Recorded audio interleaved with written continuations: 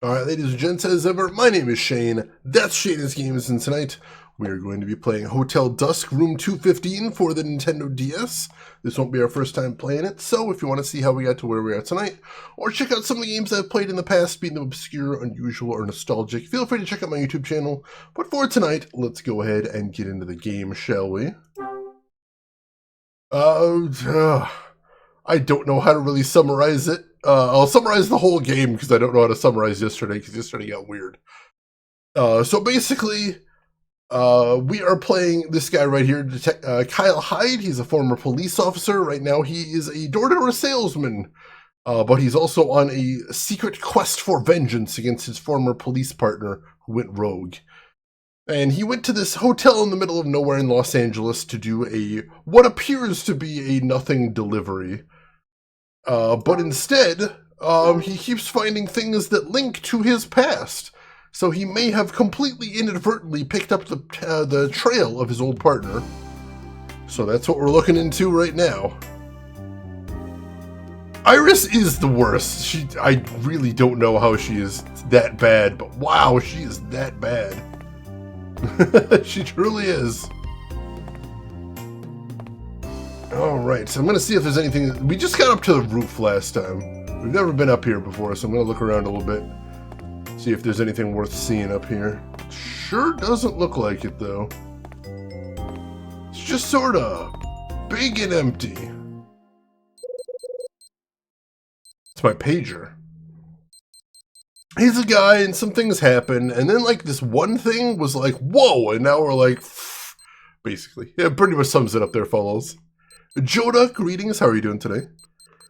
How can you be in the middle of nowhere in Los Angeles? Is Los Angeles somehow secretly Kansas? It's a really big city.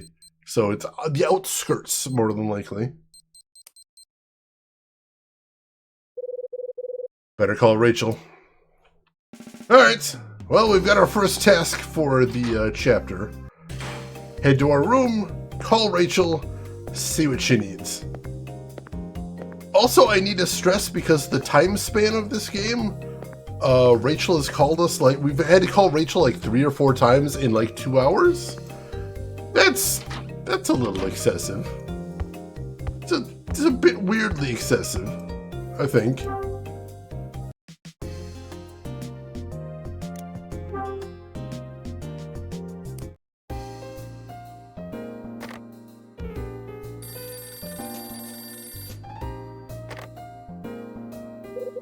Red Crown Enterprises, this is Rachel. Don't you have a home to go to? It's more fun talking to you, sweetie. Oh, and I have a message from Ed. Let's hear it. He says he's going to be late getting back. Went out again, huh? Mm-hmm. Going to see his friend in the LAPD. But I'm supposed to ask if you need anything. So, do you?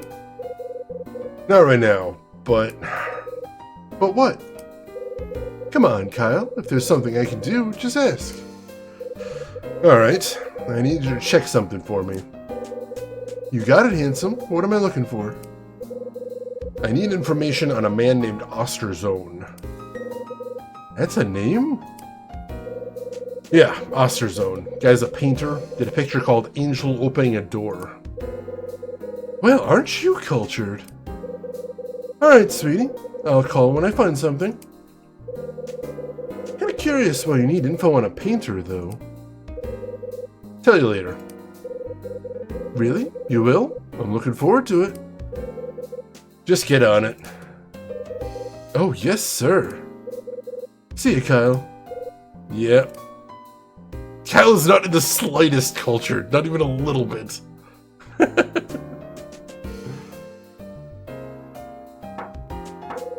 Great. Who's that? Psst. Psst. Yo, Hyde! It's me! Hello? Oh god, well I know who that is. Let's see. Relentlessly welcome in. How are you doing today, Relentlessly? Hope you're doing well. Yeah, that jacket is so cheesy. I think he can get away with it because in close-ups it almost looks like a trench coat, but then it zooms out and it's like, no. No, it's a salesman jacket. I brought the you-know-what from you-know-who.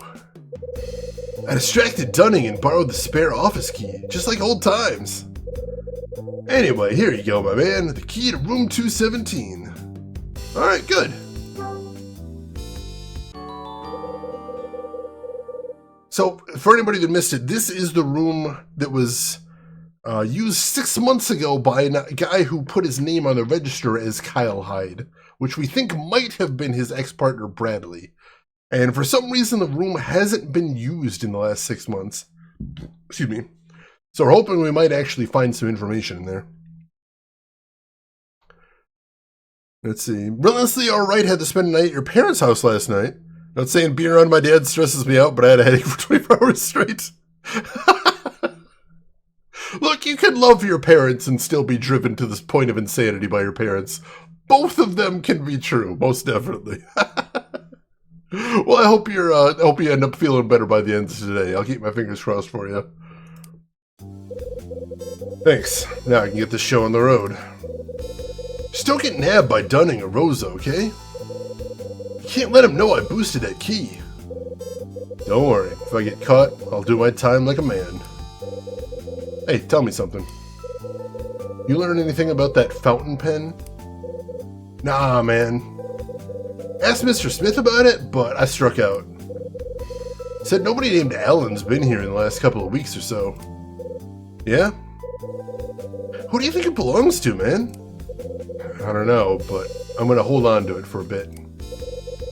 I want to check something out. No skin off my hump. I take the fountain pen from Louis. Good, man, good. Then it's back to the grind for me. Louis finishes yapping and heads off. Alright, well, we got our next mission. Head to room 217, investigate, do not get caught. That part's important.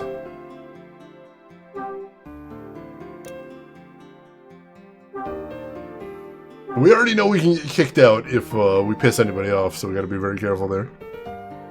You gonna assume we've already made Alan Wake jokes about that pen? Not yet. Not yet. Although we did talk about how it seems like we're in a story, and then we met an author who's writing a story that sounds exactly like the plot of the game, so there have been some Alan Wake jokes. Just not that about the pen specifically. Alright. Room 217. Oh, hang on. Who's that? Oh, hello.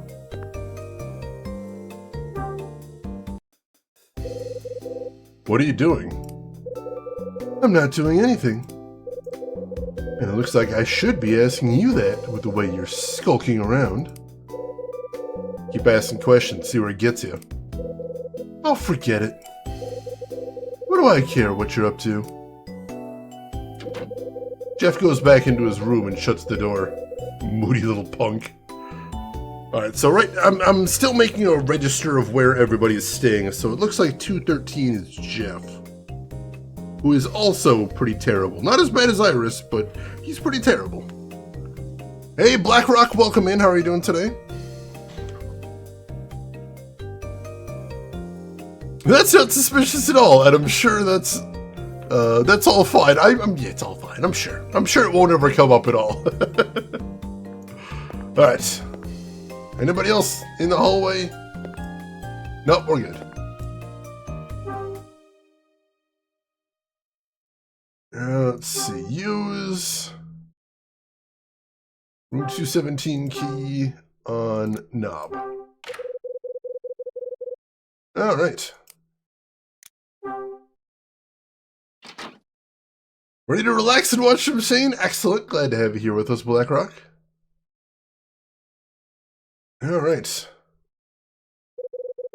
So, this is the room where the other Kyle Hyde stayed a few months back. According to Louis, it hasn't been used since.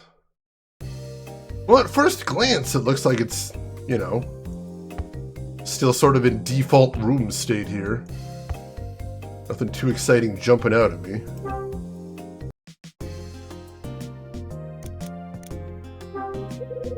That's just the restaurant menu.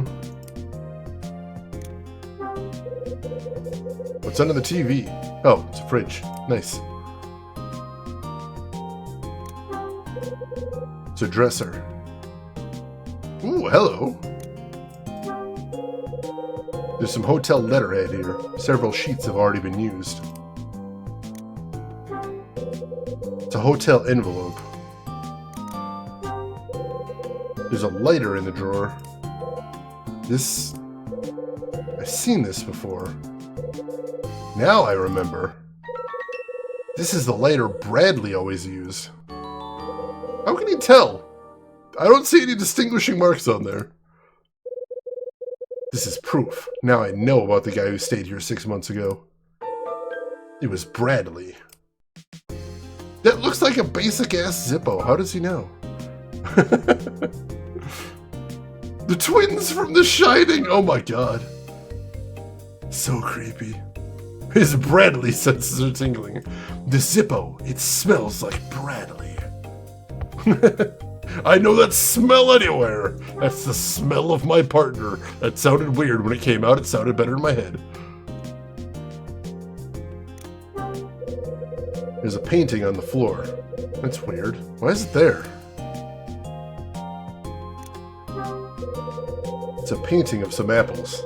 Still don't get why it's on the floor. Hello? What's this? Got an old photo that was sitting behind the painting. There's a man and a girl in the photo. They look like father and daughter. Wonder who they are. Well, that's definitely weird. Alright. I feel like that's all there is to see over there. But hey, it's 2 clues. It's already good. Anything over... Oh, this is literally the same perspective. Anything on the end table over here?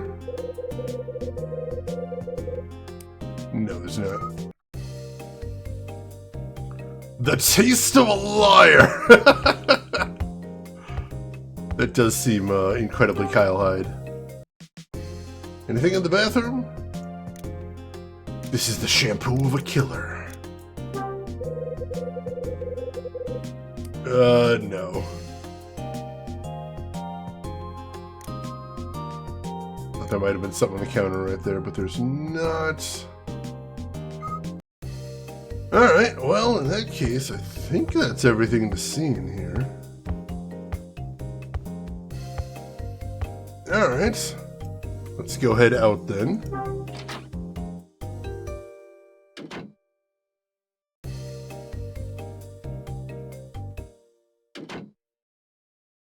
Huh? Someone was in the hall.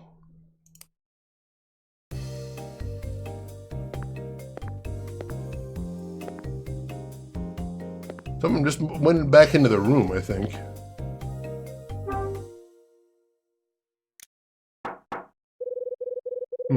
Weird.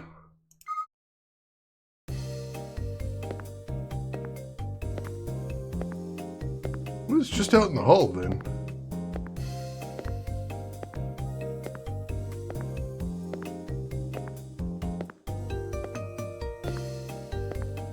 I don't see anything weird out here.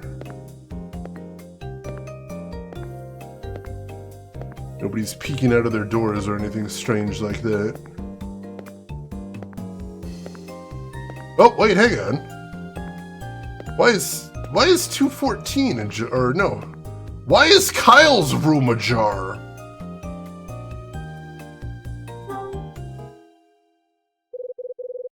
Hey, the door's open.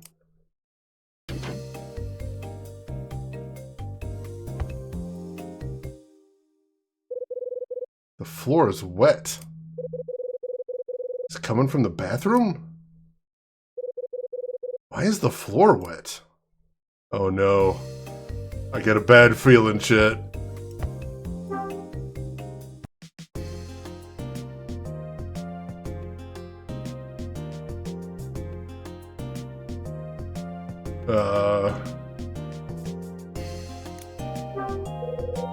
Bathtub's clean. No, that's what he said before. I don't see anything different in here. Huh? Must be the work of the serial carpet pisser. New case achieved.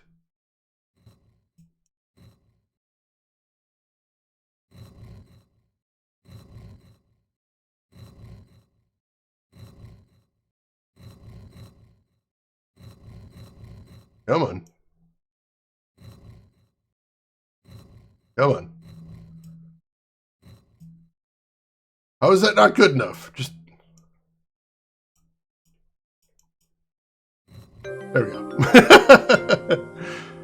Shenanigan, welcome in. How are you doing? That rug really tied the room together. It's true. There's something in the tank. Oh no. Oh no. Ah, come to Papa. I got a stack of cash that was hidden in the toilet tank. The cash was in a plastic bag. Money in the tank, huh? Oldest trick in the book. How did this get here? Well, until I find out, I probably shouldn't keep this much cabbage on me.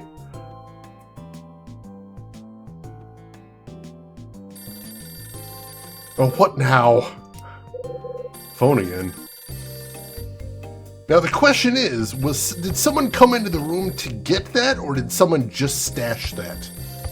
Because that's really important to know.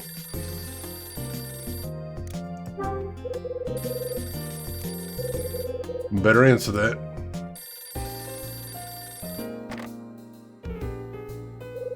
Hyde? Hey, Rachel. What's wrong, hon? You sound out of sorts. What happened? Me and Trouble just had a little run-in. You? Trouble? I don't believe it. Found a stack of cash stashed inside my room's toilet tank. What? Seriously? Yeah, looks to be about 20 large here. What's it doing in your toilet? Somebody has a high-fiber diet? How the hell should I know? So what are you gonna do? Whoever stashed the loot in my john is somewhere in this hotel. I'm gonna find him, and I'm gonna ask him a few simple questions. With your mouth or with your fists?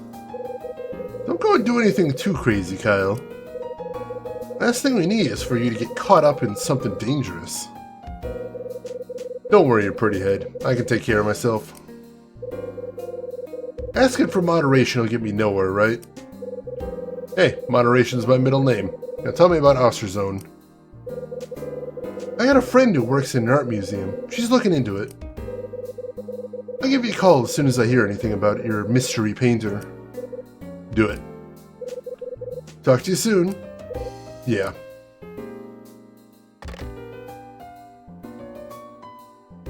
Wait, what did she call about?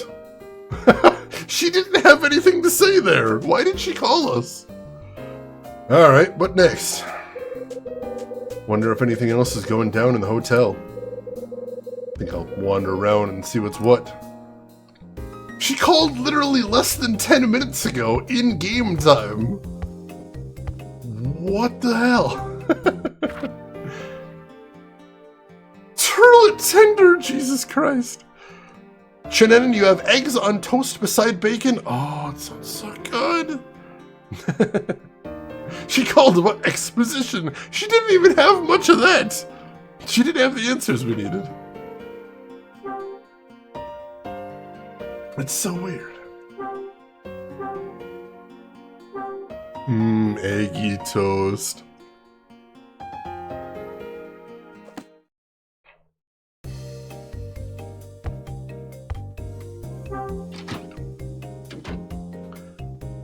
I mean, we got to talk about the money a little bit, so Kyle didn't have to just talk about it to himself. I suppose there's that.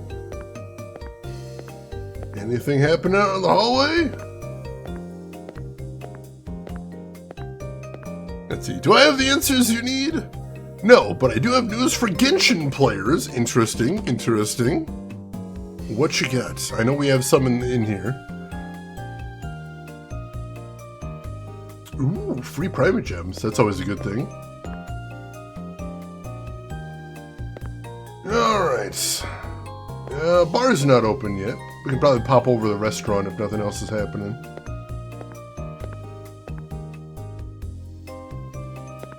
Anybody at the front desk? Ooh. Hi, here's Jeff again. Hey, you got a minute? What? What are you up to? Seriously? You're looking straight at me and you can't tell what I'm doing. Well...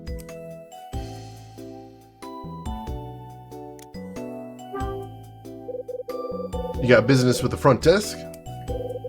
That's right. That's why I'm standing here. What do you need? I don't think that's any business of yours. He is exhausting. Alright. I guess we're not getting anything from him. Yeah, let's check in the restaurant, see if anybody's hanging around there.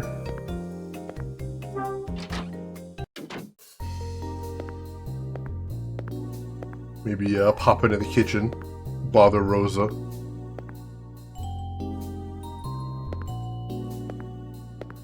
Well, looks like Helen finished eating. Hopefully got back to her room okay. Alright, what else? What else? Nope, Rosa's not even in here. Alright. Yeah, everything that man does exudes, are you a cop? I think he actually asked us that the first time we spoke to him. He's so weird. Oh yeah, he asked if we were a cop, and then we said no, and he's like, oh, it would have been cool if you were a cop. And then we're like, why the hell is that? And then he's like, gotta go. Bye. Don't worry about it.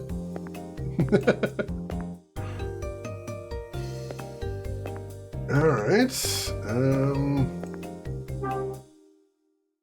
Can we go over here? Nope, that's locked. Oh, we can see if Jeff is in his room. I suppose there's that. Having been in this kitchen a lot, I've seen a decisive lack of food. They've got a huge pantry. I think most of it's in the pantry. Businessman! Oh my god. I can see it. Chugaboom, welcome in. How are you doing today, Chugaboom? Hope you're having a good weekend.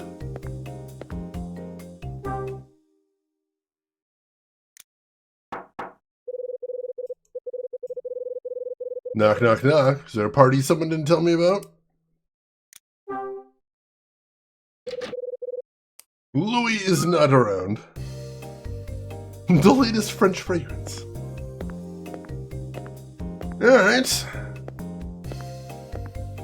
I mean, this is a hotel, and it is getting a little late, so I'm not surprised people aren't just wandering around for funsies.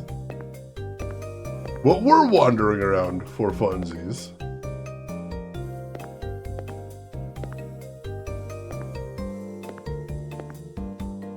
He's got nothing else to say, I assume? You're bugging me. Go away, will you? Alright, fine. And front desk guy definitely isn't in. Alright, so let's head upstairs, I suppose. Maybe we can get up on the roof. I don't. But I think that's partially because I have a really weak sense of smell. So, I don't feel like I'd be able to do it very well. Oh, hey, I see Rosa. Hey, Rosa. Let's go bother Rosa. Huh? Someone's in the hall.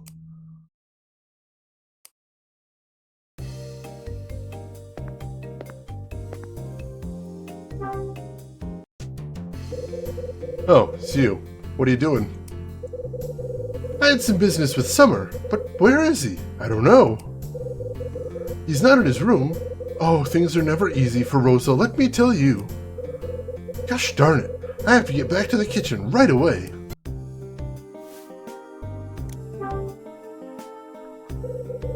What do you want with Summer? Huh? What? What do I want? What do you think I want? I want his autograph. Oh.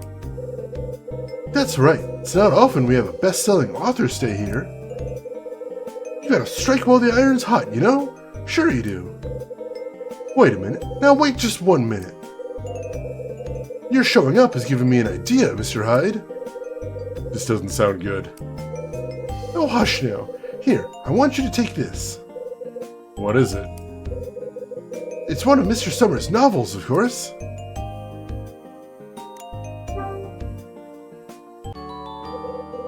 I take Summers' novel from Rosa. Oh, The Secret Word. That's the first one she was telling us about. And that's also the title of the manuscript in that box we got. Alright, Gamagumo, you take care of yourself. We will see you around. Thanks for stopping by. Let me get caught up here. I'm doing good, Chugaboom. Thanks for asking.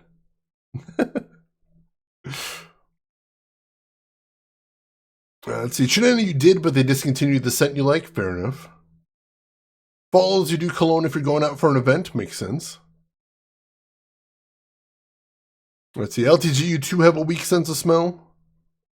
Thought they were going to be way more expensive. I mean, there is expensive stuff, but there's also stuff for normal people too, which is nice. How many people still wear ties? I mean, if I have to for business or something, I will, but otherwise, no. If I have a choice to not wear a tie, I will not wear a tie.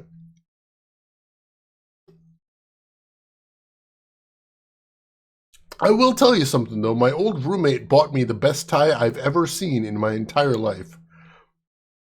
It is a After Dark Flying Toasters tie, which is fucking spectacular. And if you want a tie to make a statement, that tie makes a statement. Dame Karen, welcome in. How are you doing today? Hope you're doing well. The name of the book is The Secret Word. Thanks, but I'm more of a sports page kind of guy. Don't get smart with me, mister. Just get Mr. Summer to sign it, okay? Good. Look, I'm busy. Why do I have to? Because I have to get back to the kitchen, that's why. Now stop grumbling. Don't forget, Mr. Hyde. Don't you dare.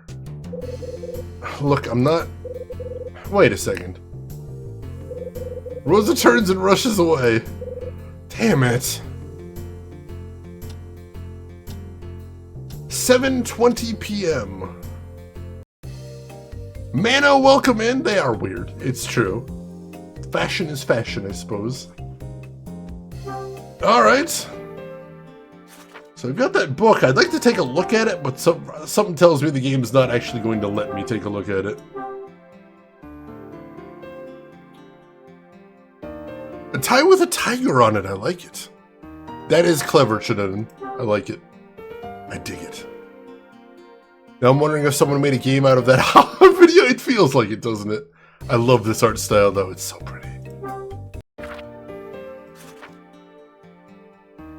Let's see. No, we can't actually take a look at it or anything.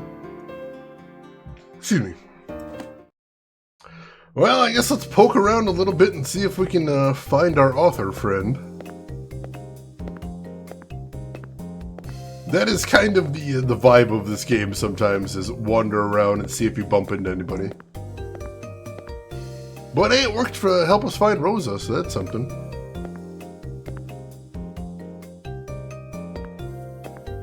I'm gonna assume he's probably at the restaurant, but we'll check out front first. There's somebody at the front desk. Oh hey, Dunning's here too. That's... I'm telling you, that's why I'm here. Oh, I ain't trying to call you a liar or nothing. It's just...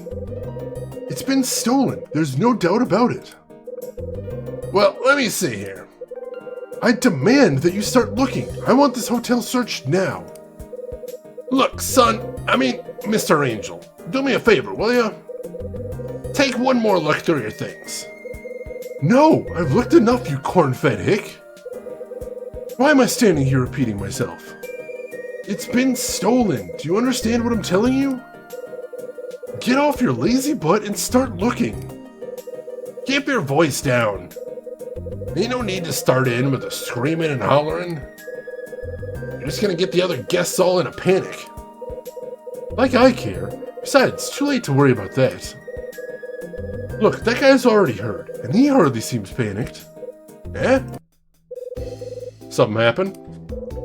Yes, it has. Ain't nothing. We was just having us a bit of a jaw is all. Mr. Angel, let me get back to you in a bit. I'll come up to your room as soon as I can.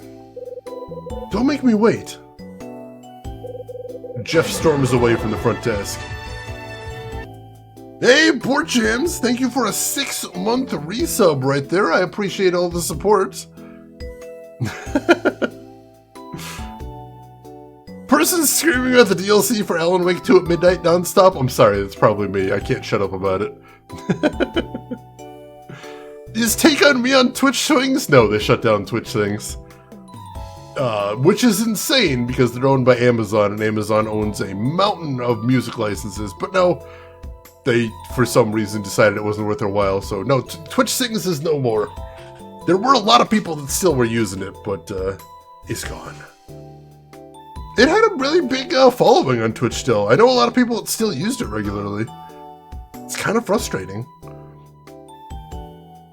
Fall Alls, that is an amazing tie. I'm a little jealous. Oh my god, Shannon, you can't argue with results like that. That's brilliant.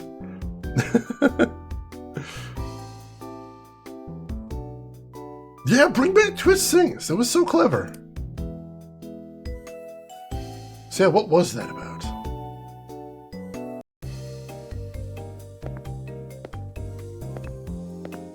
Alright. Got a minute? Alright, before we ask him anything, I want to see if we can get change from him. Because we still need one more clue before we can get the secret prize out of the machine, but we're going to need money to do that.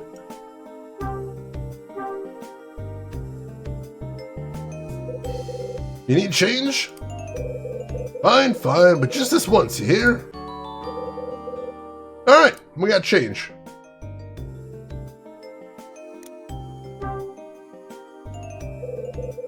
That's the kid staying up in room 213, right?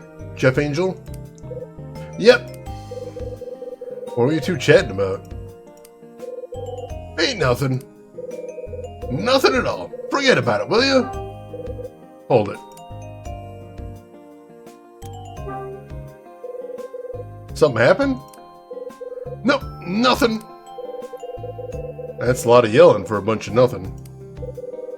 He complaining about sharing his bed with roaches or something? Of course not. Not in my place. Just another fire I have to put out, that's all. Now I gotta figure out what I'm gonna do about it. Pardon me, do you have a moment? Oh, hey! Do you perchance have a copy of the newspaper? Huh? Paper? Yes, I was rather hoping to read the morning fish wrap. Well, shoot, I had one laying around here earlier. There you go, take this. Compliments to the Dusk. Thank you, my good man. Just throw it on the table in front of the couch when you're done, alright? Of course. Summer moves away.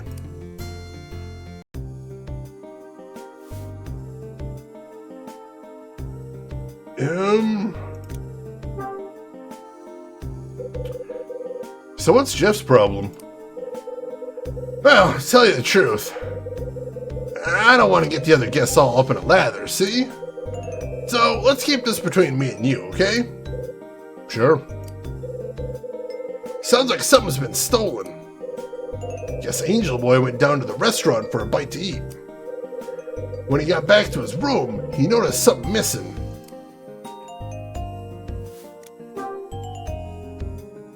So, what got lifted? I ain't gonna tell you that. What if you're the one who stole it? You just go and hide it. Are you serious?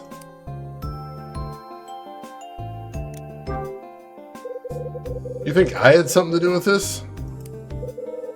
No offense intended, right? But I ain't trusting nobody but me on this. You got that? Now, I had to handle this with kid gloves so it don't get all blown out of whack. Alright. M&M's coffee. Oh man, I've seen some really weird like candy bar flavored coffee creamer before, but that is interesting. Yeah, there's going to be 2 DLCs for Alan Wake 2. They're working on it right now. Also, in the next month, they're coming out with New Game Plus for the game as well. You gave your friend a tie with a drum kit on it you could play! That's so clever. Alright, so let's save here and then we'll go talk to Mr. Author. See what he's got to say. Kids Club! Honestly, I would bludgeon Jeff. That sounds delightful. Oh, jeez.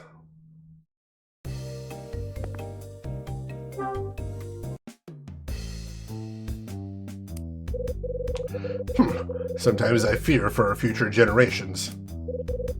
Hey there, spare a sec? Oh, hello there, Mr. Hyde. I must tell you about this article I was reading in the newspaper. It seems there was a burglary in Beverly Hills last night. Quite brazen, really. The victim was an attorney named Larry Damon. Mr. Damon happens to be a friend of mine, you see. I do hope he's doing well. Yes, well, I apologize for the tangent. Did you perchance need something? You know Rosa, the maid? Well, she asked me for a favor. You mind signing this book for her? Seems she's a big fan of yours. Oh, of course. Great. My apologies, but would you mind bringing it up to my room later? I apologize for the trouble, but... hell, why not? I'm already in this thing up to my eyeballs anyway. Summer puts down the newspaper and leaves the lobby. I may as well take a peek at the newspaper while it's here. New game minus. Ball Blair, welcome in. How are you doing? How's your weekend going? Hope everything's good with you.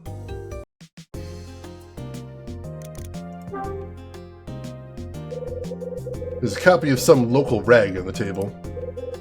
The date on the paper is December 28th. That's today. What do you know? There's an article about a burglary on the left side of the front page.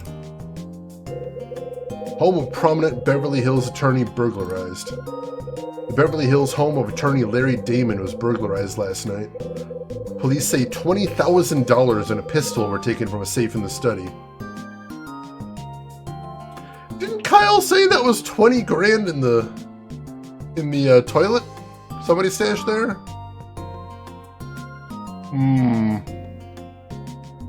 Already snowing some more out? Hopefully you don't have to go anywhere for a little while. The perpetrators then fled the scene in Damon's car. A police spokesman says they are actively pursuing the case. There's an article about an art exhibit below the burglary story. Exhibition news. Evans Collection Exhibition, January 10th through 28th. America's foremost modern art collection is coming to the Central Gallery. The collection features works by many bright young painters. The event promises to be fun for the whole family and a great way to ring in 1980. There's also a personal ad on the front page. Missing person, Alan Parker. I am looking for you. Meet me on your birthday in the hotel where we last saw each other. H. Alan was the name on that pen we found. We do know an H, which is Helen.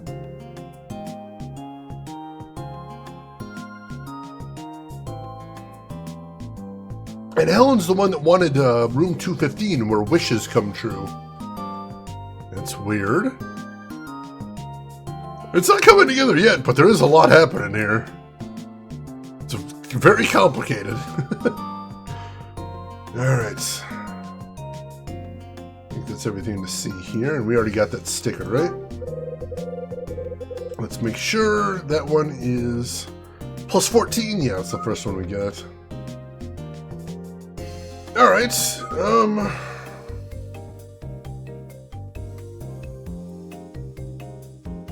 well, let's head up to, what's his name, writer, let's head up to Martin's room.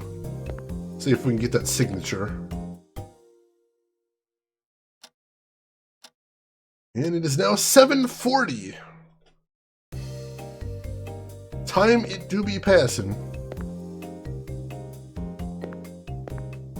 Alright, oh, hey.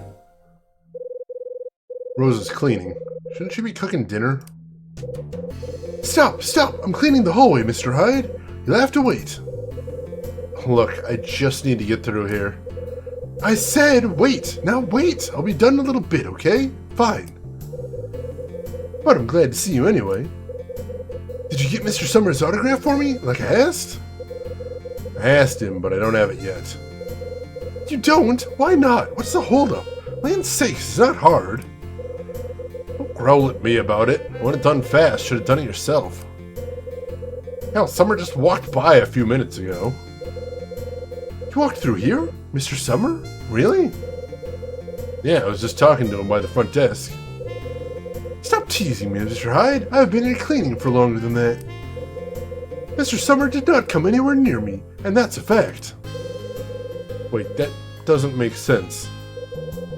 He said he was going back to his room, and it's on the second floor, right? So then he had to come through here. Well, usually, but... maybe he saw me clean and used the other set of stairs. I'm sorry, what? What do you mean, other stairs? I mean the stairs that aren't these stairs, the back stairs. Maybe he used the back stairs to get to his room.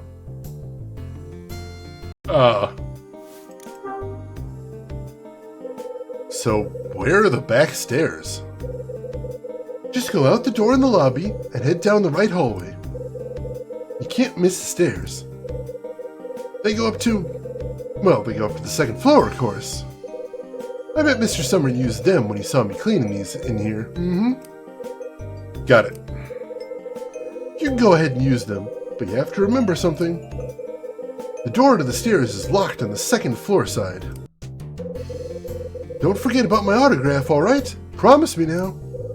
Yeah. Alright. Interesting. So I think she means the right hallway, which we've never been through before, so that's gonna be new. The toilet robbed him! I should have known. I never trusted that toilet. Not really.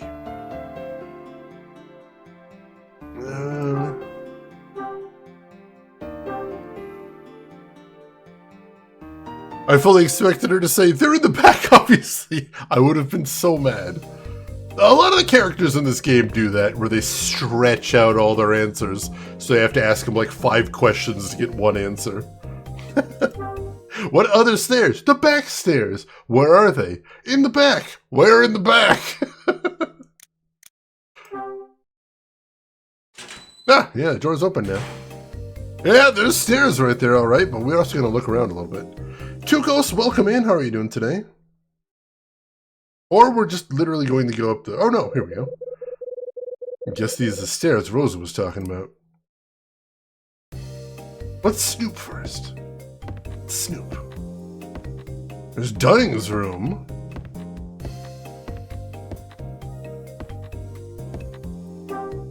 We can look in the dead end for some reason. Absolutely nothing to see here, though. It's a plant of some sort. What else we got around here? If only there was some way of finding the stairs, but there's not. We'll never know that. We'll never find them. Ah, there's Rose's room. And a storage closet. Can we go in there?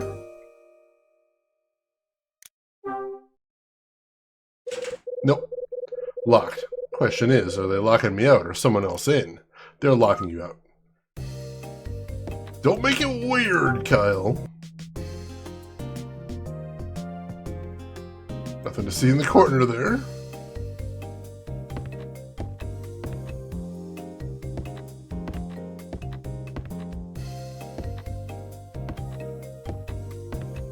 We could snoop in Dunning's room or the main office, but I'd worry about getting caught. So for right now, let's just head up to the second floor. Alright, that's what that right hallway is. A door down the hall opens and someone comes out. Oh, it's Dunning. He looks grumpy as ever. Well, let's go see what's going on with him. Hopefully we can find out more about the mysterious theft there.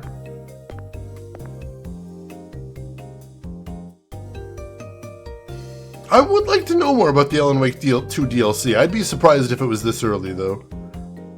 I think all games should be set in small mountain towns with deep woods, damn fine coffee. I'd be down for that, Defiant Salem, but also I'm very biased. How are you doing today? How's your weekend going?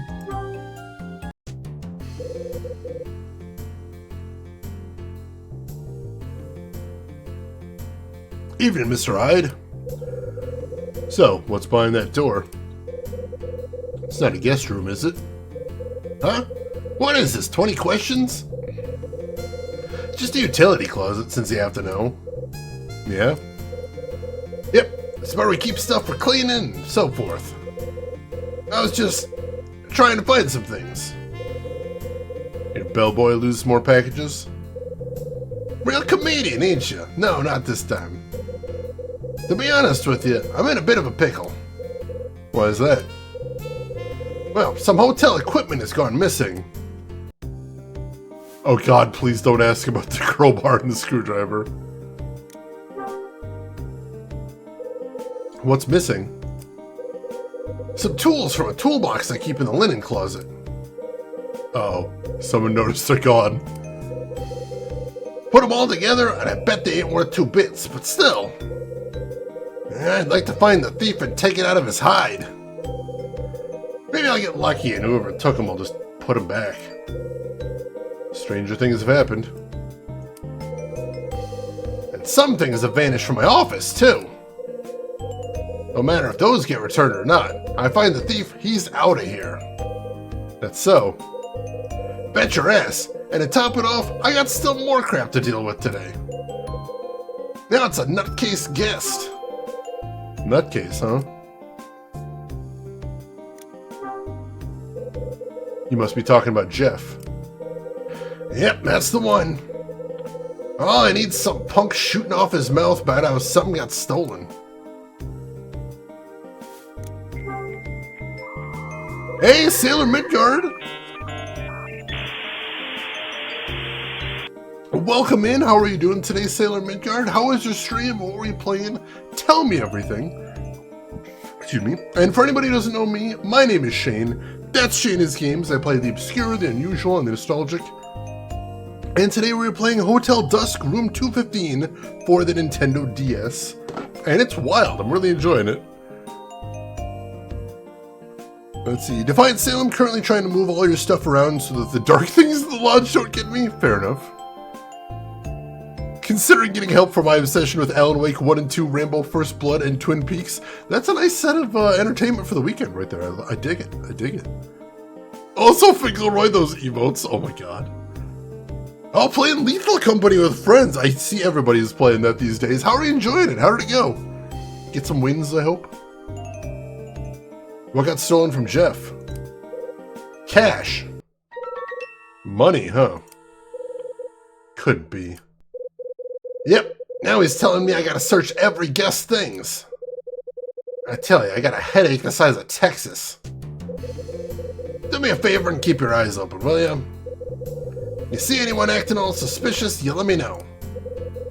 I want to nip this thing in the bud before it gets out of hand. Sure. Thanks, pal. Alright, I gotta get on it. Hold on a second. Huh? There's something you said when I checked in that's been bugging me. You said there was another guest a while back with the same name as me, right? I did? Same name as you. Oh, yep, that's right. I did. I remember now. Could you tell me a little bit more about the guy? Well, he was tall and dressed a lot nicer than you. Yeah, you told me that already. Got anything besides a fashion report? Nah, that's it. Great. What's going on, Mr. Hyde? Why are you so interested in this guy anyway? Well, truth is, I'm kinda looking for somebody. Kinda? Either you're looking or you ain't, pal. So who you trying to find? Guy I used to work with. Huh, that's so. Sorry, but I don't remember anything else. Hell, I'm lucky I remember my own name. Yeah, I hear ya. I'll see you later. Dunning turns and stomps off to continue his search for justice. Alright, so having that mysterious money in the toilet just became a huge liability. Oh, we might get in trouble for that. I have no idea what is happening and I love it. Sometimes those are the best kind of multiplayer games right there. Illegal company? That would actually be an interesting game. Lawyer-based MMO? I could see it. I could get behind that. I mean, I have played before a dungeon crawler that takes place in the basement of a San Francisco startup, where you fight goblins in the ruins of startups that have collapsed before. That's a weird game. Alright, oh jeez. I think maybe we should head back to room 215. And see if that money is still in the toilet. And then maybe do something about that.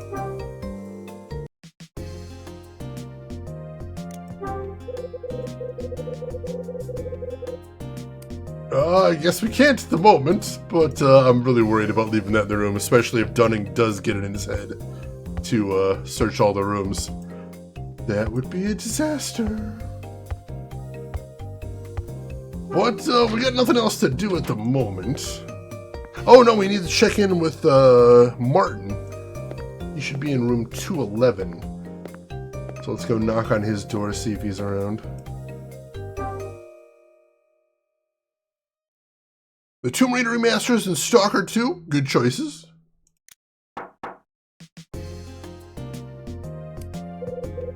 Aha! You needed an autograph, did you not? Please, please, come in, my philographist friend. Alright. Can I get that autograph? Most certainly. Now, where should I pen my John Hancock?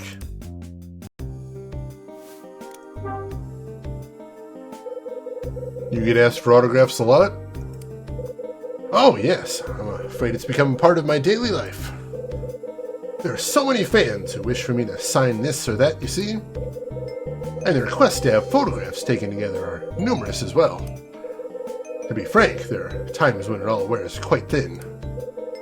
But then again, when you're a famous writer such as myself, well, it seems I just can't go anywhere without drawing a crowd. That is why I was so excited for this chance to relax and unwind.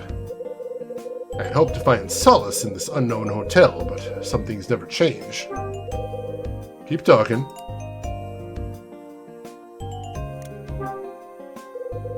Stuff doesn't change, huh? What's that mean?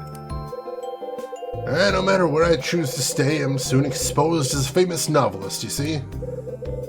This is followed by the usual requests for pictures and autographs.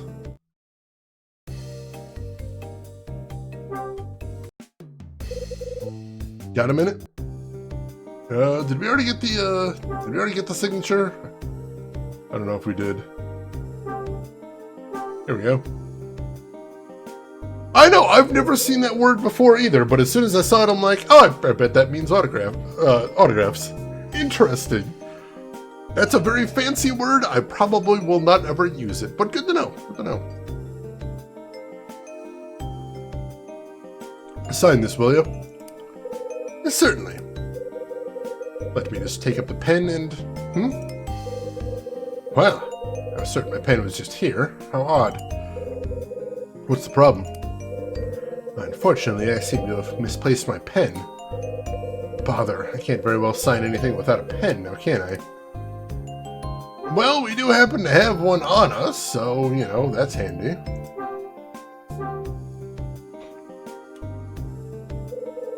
This yours? Why, yes, it is. Picked it up earlier. Is that so? You have my gratitude, sir. If it's his pen, why does it have the name Alan on it? That's interesting. LTG, are you going to try and use it as a sentence at work tomorrow? Get back to us on how it goes, I'm curious. Slappy Meats, welcome in. I've used calligraphic, but not philographic. it's a very niche word. I'm not sure how often I'd even have an opportunity to use it. How are you doing today, though, Slappy? Hope you're having a good weekend. Nano, good to see you. Hope you're having a good weekend. Was that your fountain pen? Yes, it was. Really? I said yes, and I meant it. Is there some sort of problem, Mr. Hyde? What's your name? My name? My dear man, have you forgotten already? It's Martin Summer. Exactly. Your name is Martin Summer. But that's not the name inscribed on that pen. The name on the pen is Alan. So, you want to tell me again that this is really your pen? What are you implying, sir? It's most certainly my pen. Alan is my real name. Oh yeah? Yes, Martin Summer is my nom de plume, my pen name, if you will. However, my real name is Alan Parker. That's comforting. Alright, so we now officially know who Alan is. Alright, we'll make another save here. So I'm wondering if he is Alan, is Helen H? I'm very curious what their relationship could possibly be. I don't know if the two of them have run into each other yet.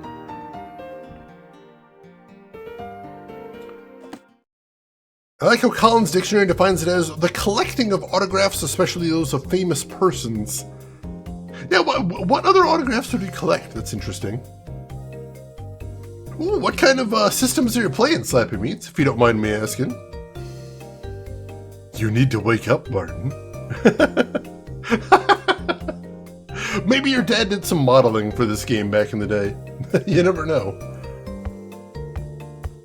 Let's see. Well, I guess we can go see if we can find Rosa now, maybe. Anybody out in the hallway? No, not in the hallway. Oh, Rosa!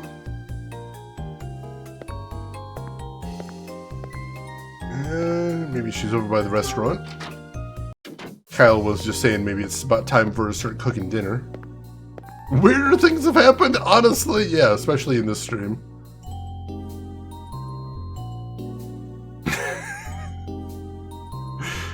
Some of these quotes I'm just like, I have completely forgotten the context, and that makes them a whole ass thing. Oh man, Vampire the Masquerade. That is a nice nostalgic system. Very cool. Personally, I was always a Mage the Ascension guy, but that's because I'm a weirdo.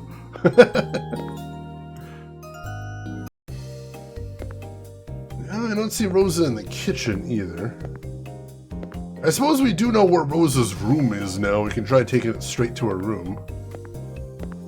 Might not be the worst idea ever.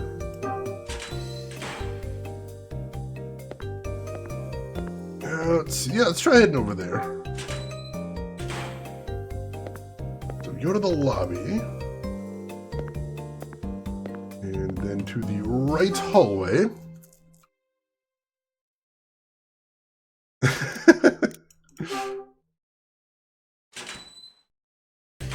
Wonder how long that door is going to stay unlocked. Rosa, you in? Doesn't look like anyone's coming to the door. Alright, Rosa is not in then.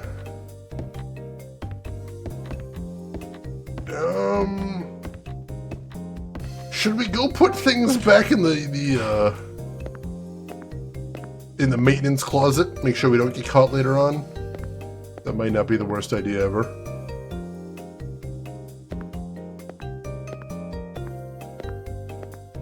Then I realize I'm terrified of people, then I give up on that idea? Oh, I'm sorry. I love TTRPGs. I think, especially playing online makes them very accessible for a lot of things, but I understand getting into them can be very challenging. I totally get you.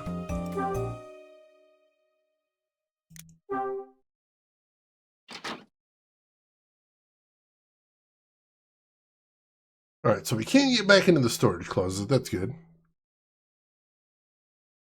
As Toreador as I am IRL, I'm playing a Salubrian Chronicle. Pacifist, consensuous little femboy cinnamon roll healer. Totally soft and bait in every sense. From his looks to his blood, so it's super hard mode. You know, that's sometimes the most rewarding characters to play, is something that's just as far away from you as possible. Just to, you know, experiment. Get out of your comfort zone. I respect that. Anxiety brain can be a hassle. I hear that, believe me.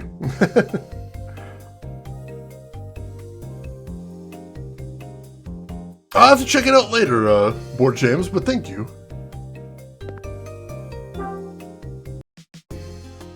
Alright, so... Can we not open the locker again? We cannot open the locker to put shit back. That's not good. Well, I guess everything is gonna stay stolen then. Well, that's fine. Excuse me. Finally got enough XP to get your second point and dominate so he can finally defend himself. Whew, dominate's a nice one. Hopefully it does you well. Is there anybody else we need to get a hold of right this second? Not that I can think of. We could go hit up Jeff, see if we can talk to him maybe? That seems like a really bad idea because Jeff's an asshole. Oh no! Mild larceny! I mean, if somebody accuses us of stealing the 20 grand, that's gonna be the big problem.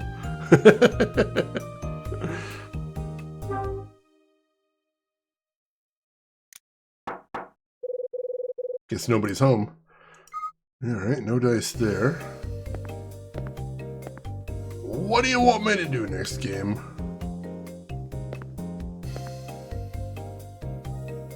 Head back to the lobby, see if anybody's around there.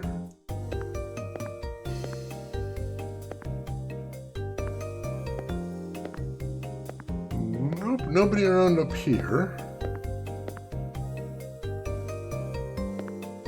Where are we going then? I'm going to take a little peek at the guide because I don't want to just wander around forever. And right now it seems like the game just wants me to wander around a bit.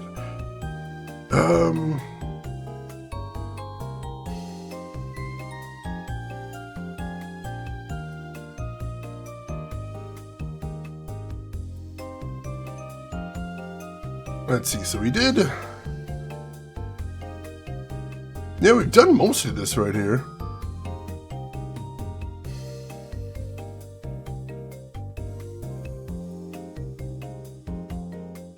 Oh, alright, so there's something we needed to do that we didn't, inexplicably.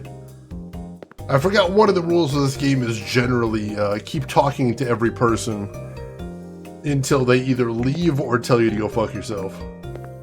And we did not do that here.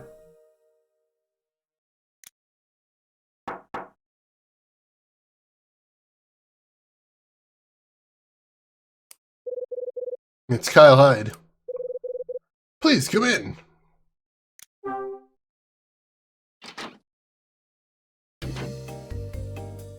Let's see. Some guy in a hat, you remember starting the campaign with 3 players, yourself and one other guy, and the DM's brother. Yeah, there's... Not every group is a good group to be in, this is true.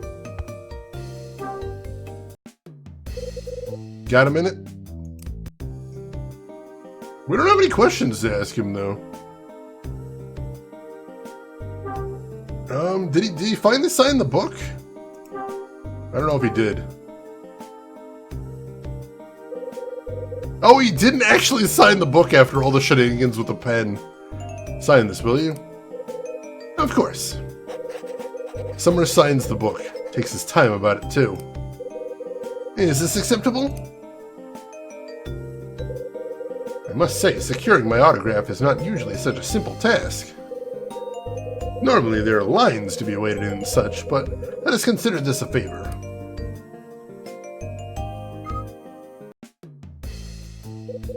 Mr. Hyde, if you'll excuse me for a moment. Where are you going? I fear I need to use the facilities. Oh, yeah, sure. Knock yourself out. A moment to ourselves. Let's snoop. that notebook again. Let's see what all the fuss was about. The sun sets and the city shifts. Traffic reverses direction as people abandon their offices and shops to join the evening commute. They take the sounds of the day with them as they go, leaving me alone in a... Hold up. I've read this crap before. Right, the book I had Summer sign. Sorry to keep you waiting. What is it now? Huh? Oh, nothing. Mr. Hyde, may I ask what it was you were looking at? Nothing. I'll see you around. So is the notebook maybe the first draft of the novel? But why was he getting it shipped to him at the hotel? It's so weird. Something about that notebook bugs me. Let's see. GarPG, welcome in. How are you doing today? How's your weekend going? Hope you're doing well. Snoop while he poop. We did. It's true. Alright. Now maybe we can go find Rosa and give her the signed book, now that we actually have a book that is signed. Someone's coming up the stairs. Mr. Hyde. Yeah? Can I talk to you for a minute? That Mr. Smith is so rude. I cannot believe the nerve of that old man. Something happened? He stopped me in the hallway and searched my things. He searched your things? Yes, he said, some things are missing and I gotta look at your belongings. Ignorant hick. Do I look like a thief to you, Mr. Hyde? Do I? I am furious. You don't say. I promise you I will never stay in this hotel again. Iris turns and stomps off. I think I can see the steam coming from her ears. This ain't good. I can't get caught walking around with anything I don't want folks to see.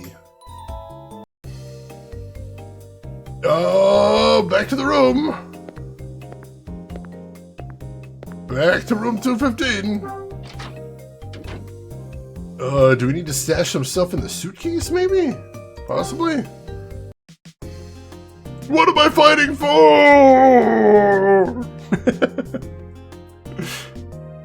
Golly, that would be bad if we never saw you again, Iris.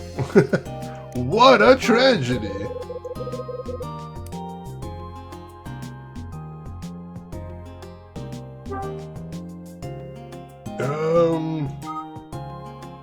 Maybe if we just go back, we can, like, add stuff to the suitcase?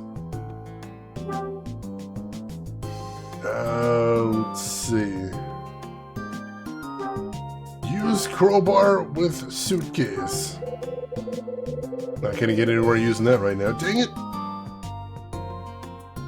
I don't know if we're supposed to stash stuff or just not get caught. That's the tricky thing. Because I definitely don't want to get caught.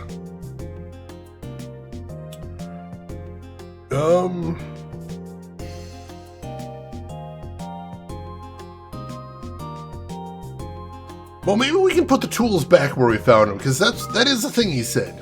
Is he said, hey, maybe the thief will just put the stuff that they stole back where he found them, so... Let's try just putting the tools back, if nothing else. I don't think we ever even used the screwdriver. But it is what it is.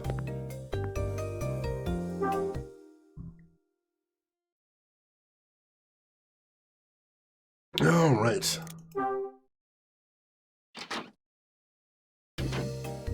Is this the locker we took it from?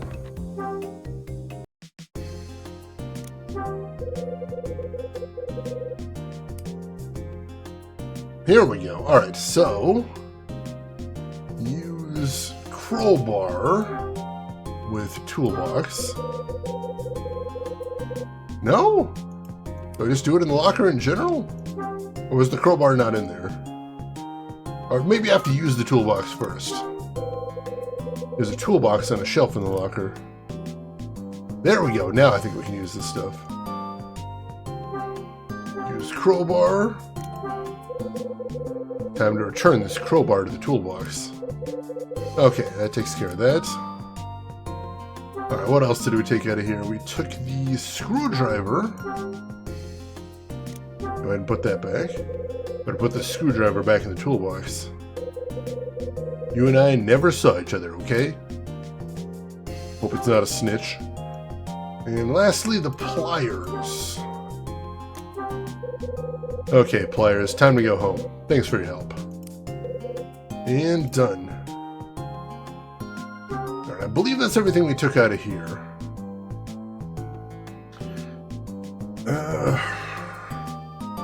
So we still need to hide the men's magazine, the cash, the memo, the small red box, and the room 217 key. At a bare minimum, we need to stash all those somewhere. Maybe it let us stash those in the suitcase. Let's go find out. That is a very bare toolbox, probably because we took literally everything that was in there before. Did you ever find that bookmark? Yes, we did, and we returned it to the guy. And we have our, we have Rachel back at the home office investigating the original artist of the bookmark as well, just to see if there's anything going on there.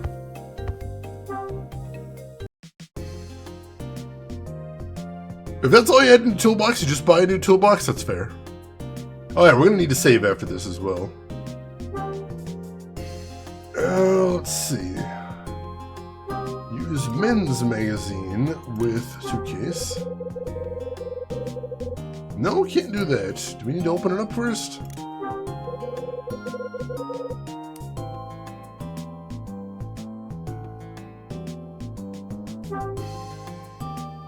No, we do not. So where do we stash the rest of the stuff is the question. So I really don't want to hang around with it.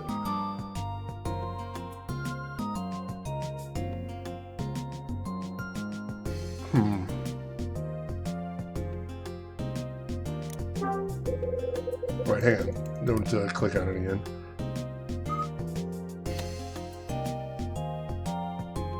Alright, maybe we don't need to stash the men's magazine, because that was something I think, what's his name, the bellhop found, so maybe that's not something we need to worry about. But the memo is definitely something that was in his office. He noticed that. Let's use the memo on the suitcase. I tucked the memo away in my suitcase. Alright, cool. So we can put stuff we absolutely need to get rid of in there. Small red box, we know that needs to be stashed. Alright. Room 217 key, he would definitely be suspicious about that. Alright. Anything else? Let's see what else we got. Oh yes, the giant stack of cash! Let's stash that in there. Alright, anything else we need to put in there? Do we need to put the old photo in there? Is that a suspicious thing? That is not a suspicious thing, apparently.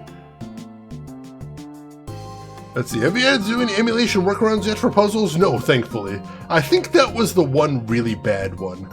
The rest of the things are things that are built into the emulator now, like microphone control or closing the clamshell lid. So that hopefully is the only thing we'll have to do. Fingers crossed. Oh, what was the one? The one where you have to flick two switches at the same time. Also, welcome in, Makeshifted. How are you doing today? Hope you're doing well.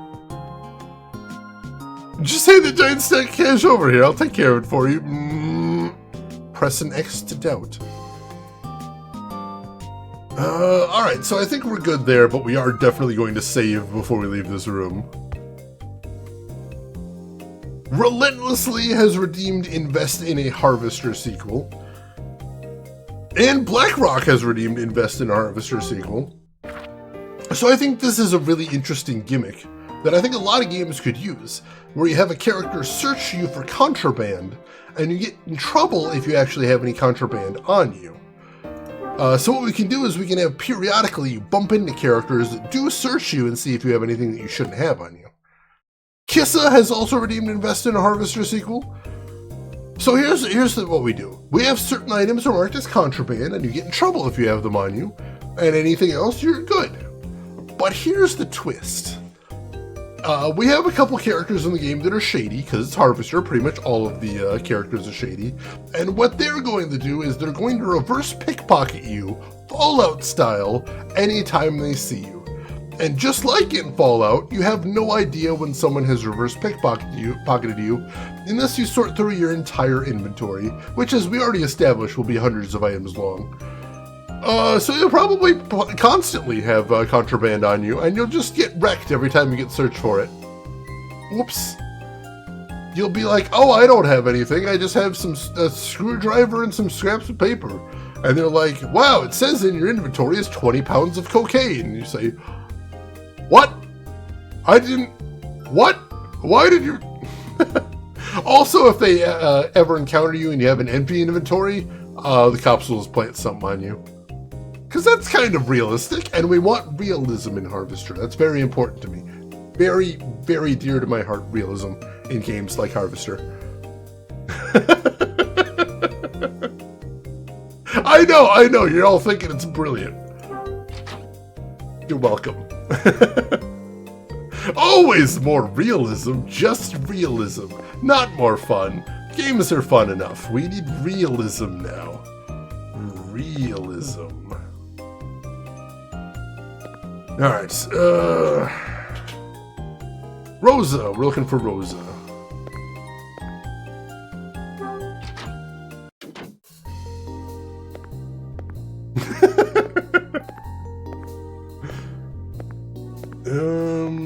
In the kitchen? Ah, there we go. Got a minute? What is it, Mr. Hyde? You got Summer's autograph. What? You did? Are you serious? Don't fool old Rosa. Oh, this is wonderful.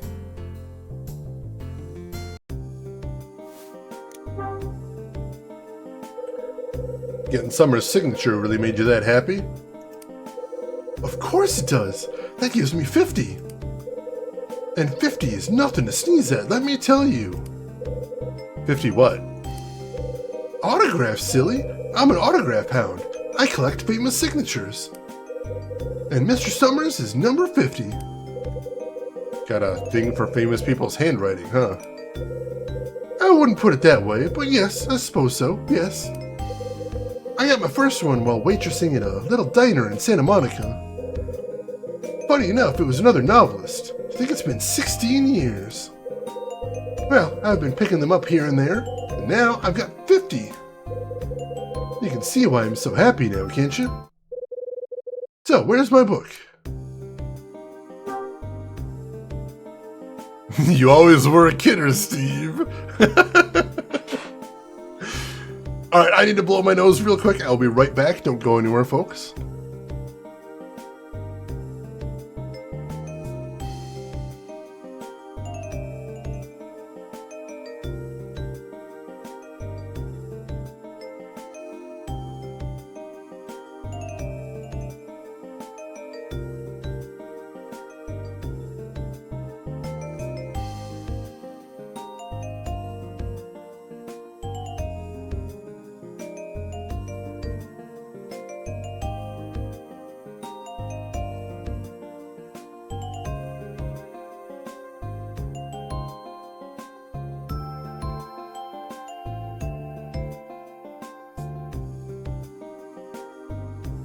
Alright, sorry about that, folks. We are back.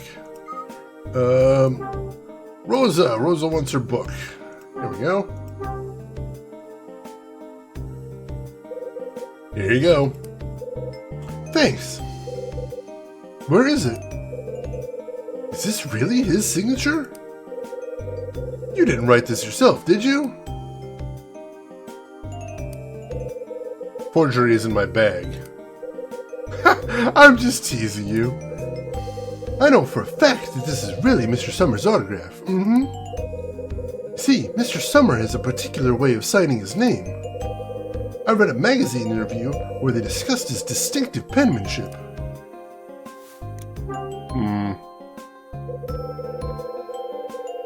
Oh, that Rosa! So what's so special about Summer's autograph? It's how he writes the ER in Summer.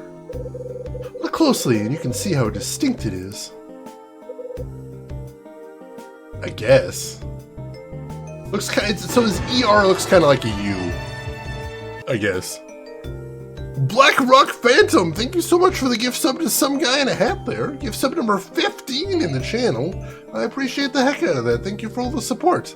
Very cool of you. So I imagine this is something I'm going to need to remember, is Martin Summer writes his ER like a U. I'll try and keep that in mind. As Emperor likes to say, get bribed! Thank you very much for the bribe.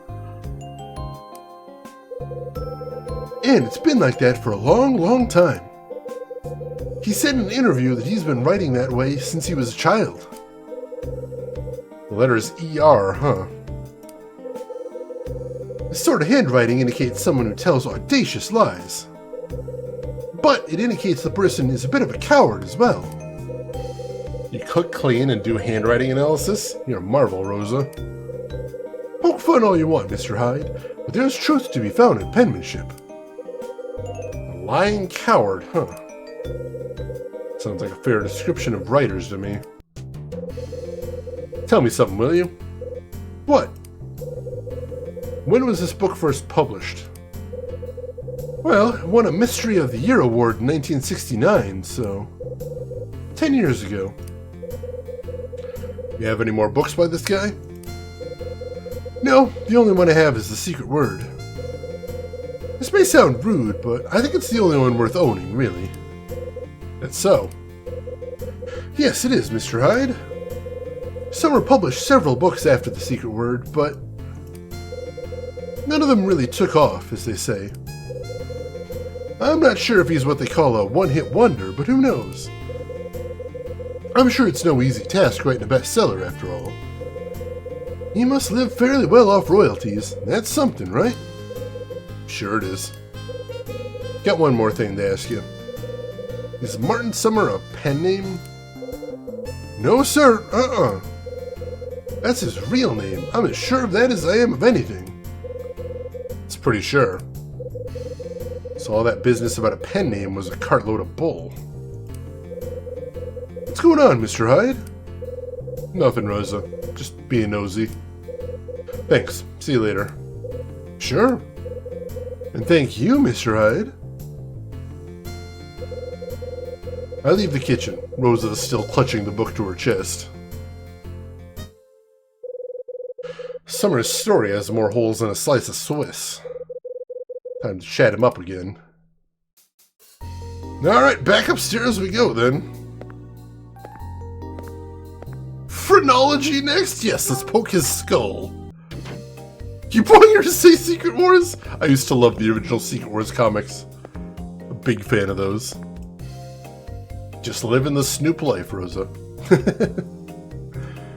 Alright. Now, let's go ahead and save again. Just to be safe.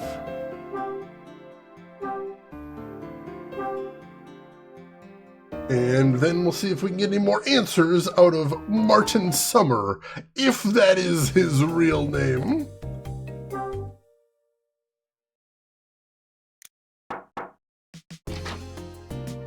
Yeah, Secret Wars 2 didn't quite live up to the same standard, but the first one was pretty cool. Greetings, Mr. Hyde. Got a minute? No, please don't tell me you need another autograph. No, I got some questions for you. Is that so? Very well, Mr. Hyde. Query away. I'm glad he's like, you're not a cop, I don't have to answer any of your questions. That would be inconvenient for us. I like to imagine the piano in the game we hear is somebody playing the piano in the hotel. That would be pretty cute. Thanks, Summer. This one won't take too long.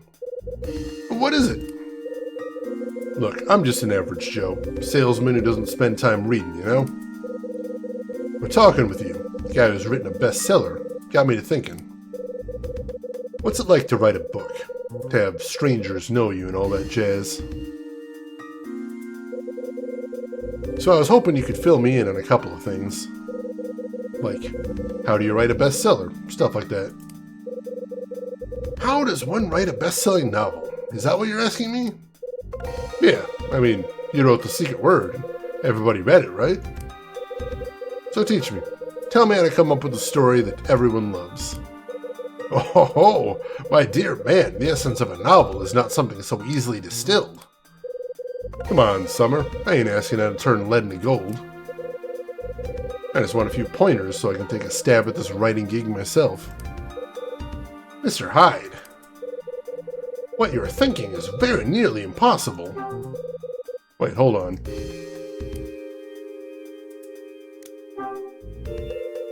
What do you mean by impossible? But you can't be reasonable, sir. I intend no offense, but the thought of a man such as you taking up the pen is... The world of literature is not such an easy and forgiving place. Speak no more of it. Well, that didn't go well. Play it for me, Iris. You played it for her, you can play it for me. Yeah, the red means you're in dangerous territory right there, so we gotta be careful.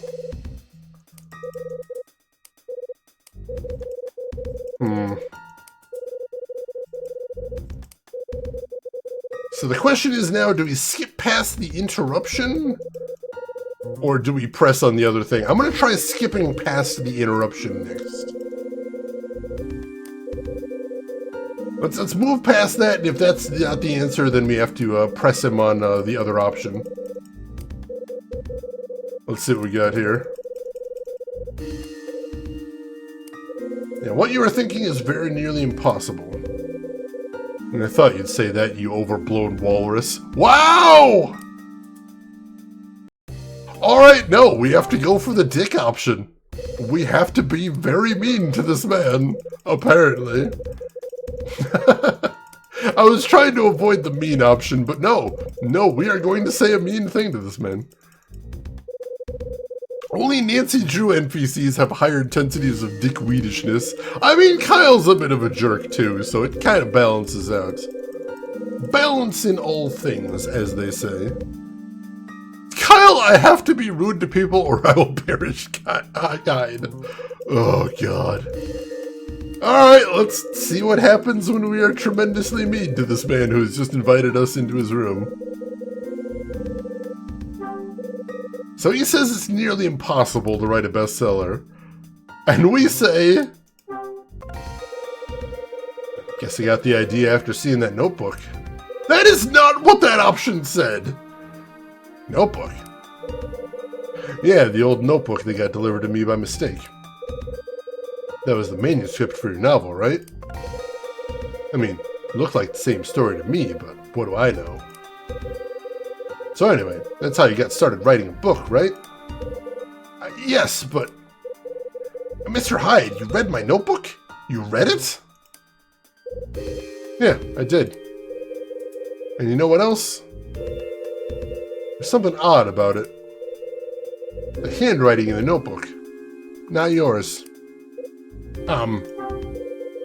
Give it up. The handwriting inside didn't look anything like your signature. Maybe you, I don't know, dictated your story to someone? This conversation is beyond the pale, sir. Beyond the pale indeed. And you know what else? See, I can't get that pen out of my head. So.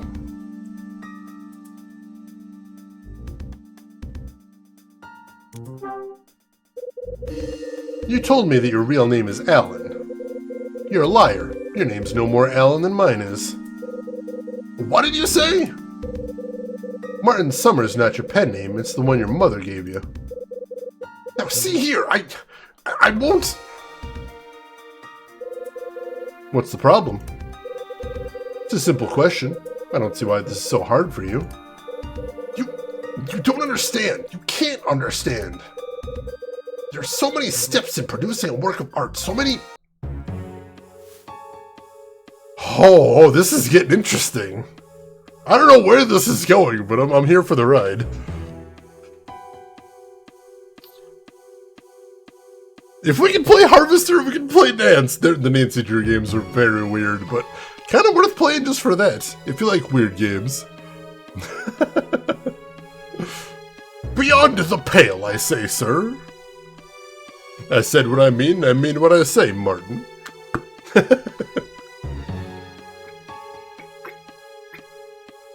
Yeah, I'm liking this game too. Like I said, I don't know where this is going, but like I'm here for it.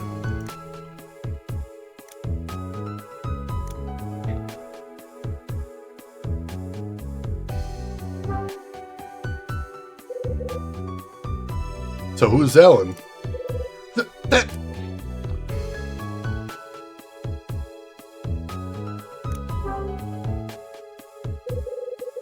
The author of the story in the notebook. Who is it? It's me, of course.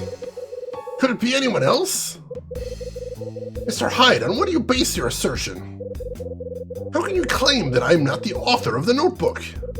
Do you have some proof to back your preposterous proclamation? If you do, then I must insist that you present it at once. Proof? Correct, sir. Alright. You want proof? I think I can come up with something. Excuse me? Give me your autograph. I hardly think this is the time to... Close your head and sign, and make your real name. Got it? My real name? Sign here. Use that fancy pen of yours. I open my notebook and hand it to Summer. If you insist, I must say, Mr. Hyde, you are being most disagreeable. Summer signs the notebook. I hope this will satisfy your mad request. Yeah, that'll do. Now show me your old notebook. I beg your pardon? Your real name's got to be written in the old notebook, right? I'm gonna compare the signatures. Mr. Hyde, that's... Oh, we might have him here.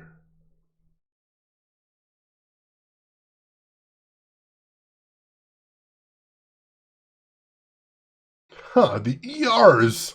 Look at that huge flourish on the ER here, but not on the ER there.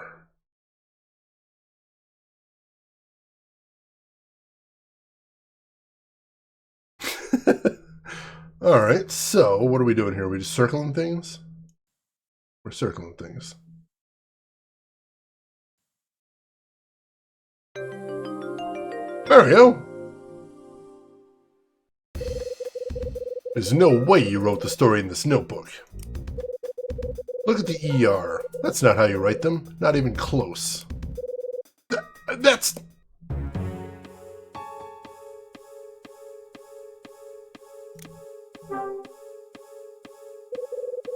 The author of the story in the notebook.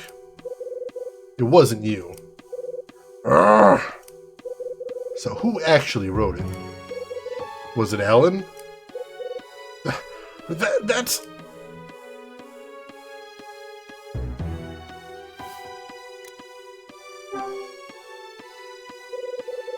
What's the connection between you and Alan? That's...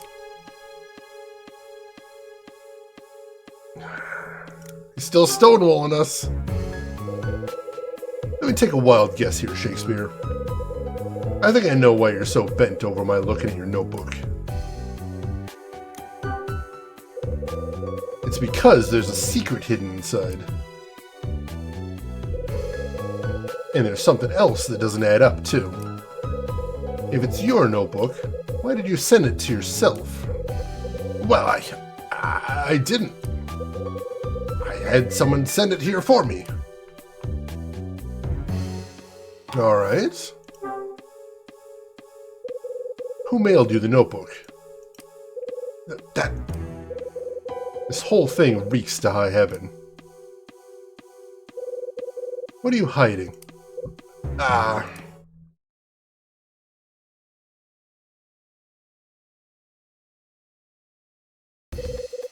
What's the problem? Enough! Who are you? Who hired you? Was it the publishing company? Or was it that treacherous Dan fellow? What are you babbling about? I don't work for any publisher. I don't know anyone named Dan. Don't lie to me! Someone must have sent you! Do not think to treat me like a common fool! I am not a stupid man! Do you truly think to extort more money from me? It will not stand, sir! It will not! Hey, calm down. You're getting all worked up for nothing. I'm not a private eye. I'm not a hired thug. I'm just a salesman who happened to run into you in this hotel. But you discovered it! Discovered what? My secret! Looks like it. Question is, which secret? The fact that your debut novel was written by somebody else? Or that someone found out and is blackmailing you? You got two secrets, and now I know them both. That about cover it, or you got more skeletons rattling around in your closet? Mr. Hyde, I must ask you again, who are you? Like I said, pal, just a salesman. Then why are you going to expose my secrets? That's not my plan. Nothing in it for me. Blackmail's a dangerous game that I won't play. I just want the truth. The truth? Truth is something I fear, lest it be discovered and exposed to all. It haunts me, and has kept me from even one restful night these past 10 years. Mr. Hyde, if I could take the secrets I've kept hidden away in my soul, if for one moment I could share them with another human being, it might not be too late. I might yet be able to make a fresh start. Please, Mr. Hyde, would you do me the favor of hearing my sad, ponderous tale? When I was young, I wanted nothing more than to be a novelist. Upon graduating university, I found work writing for a small magazine. I reported local news by day and chased my dream every other waking moment. And yet, as the years slipped by, I realized I was failing and fading. I was incapable. I had no muse to guide me. No words would come. I prepared to let my dream wither and die. But it was at that moment, my darkest hour, that I met Alan. The guy who owns the pen. That's correct. Alan, he was my friend. Keep going. We frequented the same cafe and knew each other's faces well. One day, we struck up a conversation. Soon after, we became fast friends. Our lives were very strikingly similar. We were the same age, for one. In addition, we were both reporters, and we had both been raised by our fathers. The thing that surprised me most was discovering Alan's dream for the future. As you may have surmised, Alan too longed to be a novelist. And yet, although we shared many similarities, there was one aspect where we differed. Alan had not abandoned his dream. In fact, he was totally consumed by it. He pursued the craft with a fervor and desire I could only faintly recall. Moreover, he was a man of immense talent. As for myself, I never shared my own aspirations with Alan. For some reason, I simply did not wish to speak to him of any of that.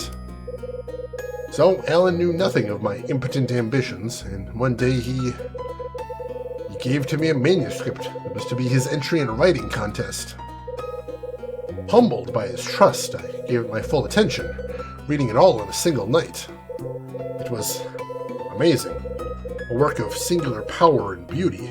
Alan had actually done it. He had created a snare of prose and passion with which to capture his dream. He would be a novelist. I couldn't think. I was drained, empty, filled with jealousy and rage, and into this dark void an even blacker thought was born. If only the manuscript were mine. If it were mine, my forsaken dream might yet come to fruition.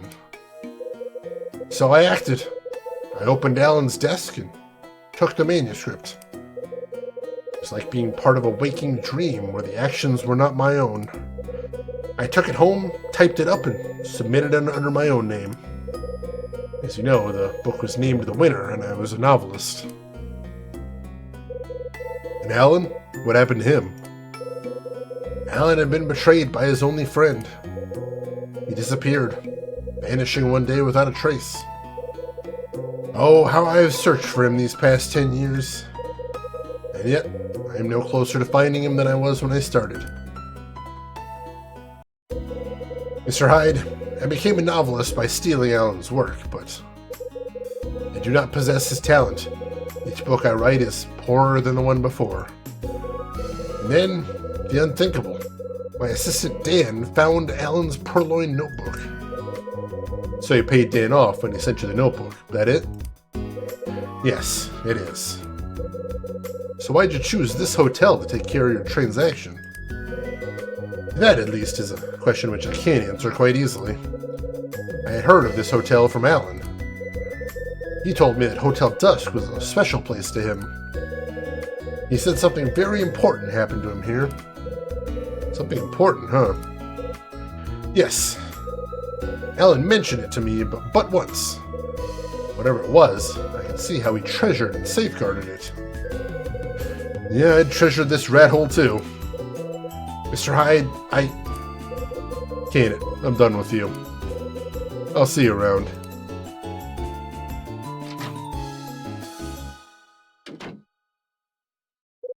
So Summer stole his pal's story.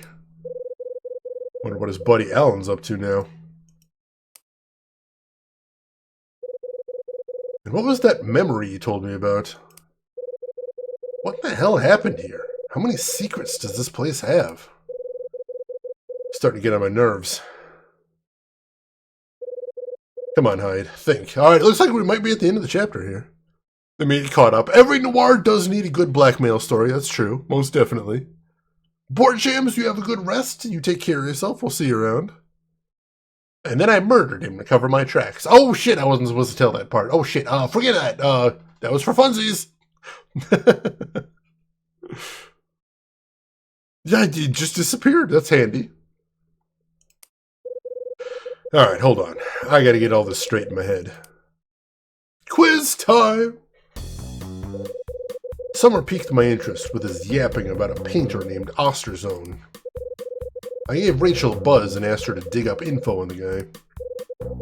While I was waiting, I figured I'd check out the room the other Kyle Hyde stayed in. With my old pal Louie's help, I got the key to room 217 and let myself in. That's where I found the lighter, the one that I think belonged to Bradley. But that wasn't the only clue I found in room 217. Along with the lighter, I also found an old photo. That's right. I found an old photograph in room 217.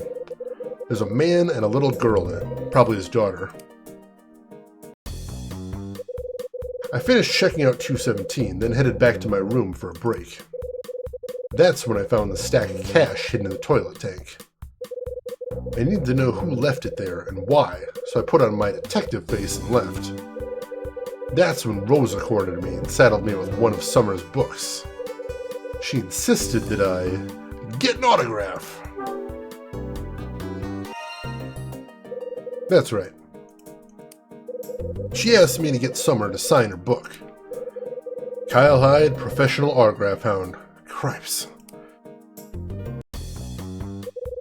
I tracked Summer back to his room to get the autograph. That's when Summer noticed he'd lost something. The thing Summer dropped was a fountain pen. That's right. Summer lost a pen. Same pen Louis found and gave to me. I gave the pen to Summer, and he signed Rosa's book. But now I was on to him, getting more suspicious by the second. See, Rosa said something that got me interested in Summer again. She talked about...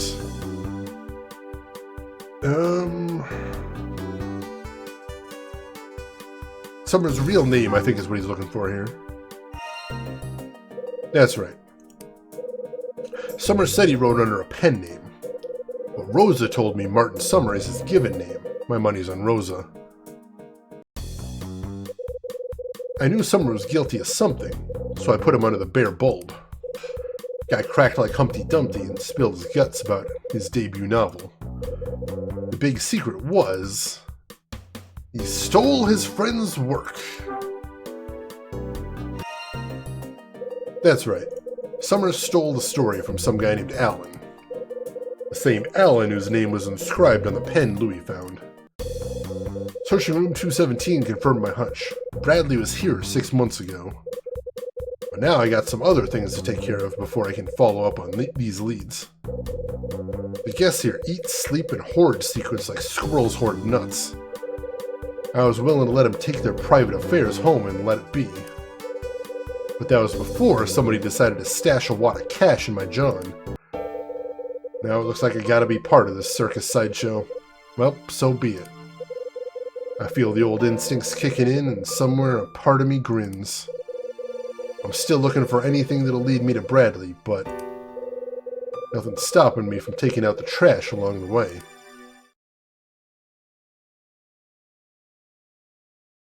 Rosa said that the handwriting was indicative of a cowardly liar. That information turned out to be important 5 minutes later. Coincidentally. Team just making sure Shane remembers the case. I am very forgetful. It's a fair thing for the game to do. We're coming for everybody now. We tried to be nice. We tried to keep to ourselves, but oh no. Oh no, now everybody's secrets are coming out. We're going to solve every case in this damn hotel. Make sure we can get out safe. And we'll find out about Bradley as well. Chapter 5, December 28th, 1979, 8 to 9 p.m. It's going to be Hotel Dawn when we're through. Fortunately for me, most of the time people here tell me something that information is immediately going to be relevant to me. It's very convenient. I appreciate that. Yeah, that was a busy chapter. That was interesting. What am I supposed to do with all that loot? That is a very good question. I figured if I wander around the room, the phone's going to call. The phone. Again. That does seem to happen a lot. I'm getting this game's rhythms down now.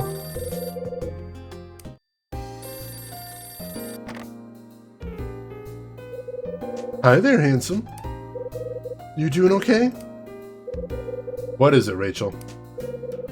Your usual cheery self, I see. Listen, I dug up some info on this Osterzone fellow. Let me have it. You're welcome. Okay, let's see. He was born in England in 1875.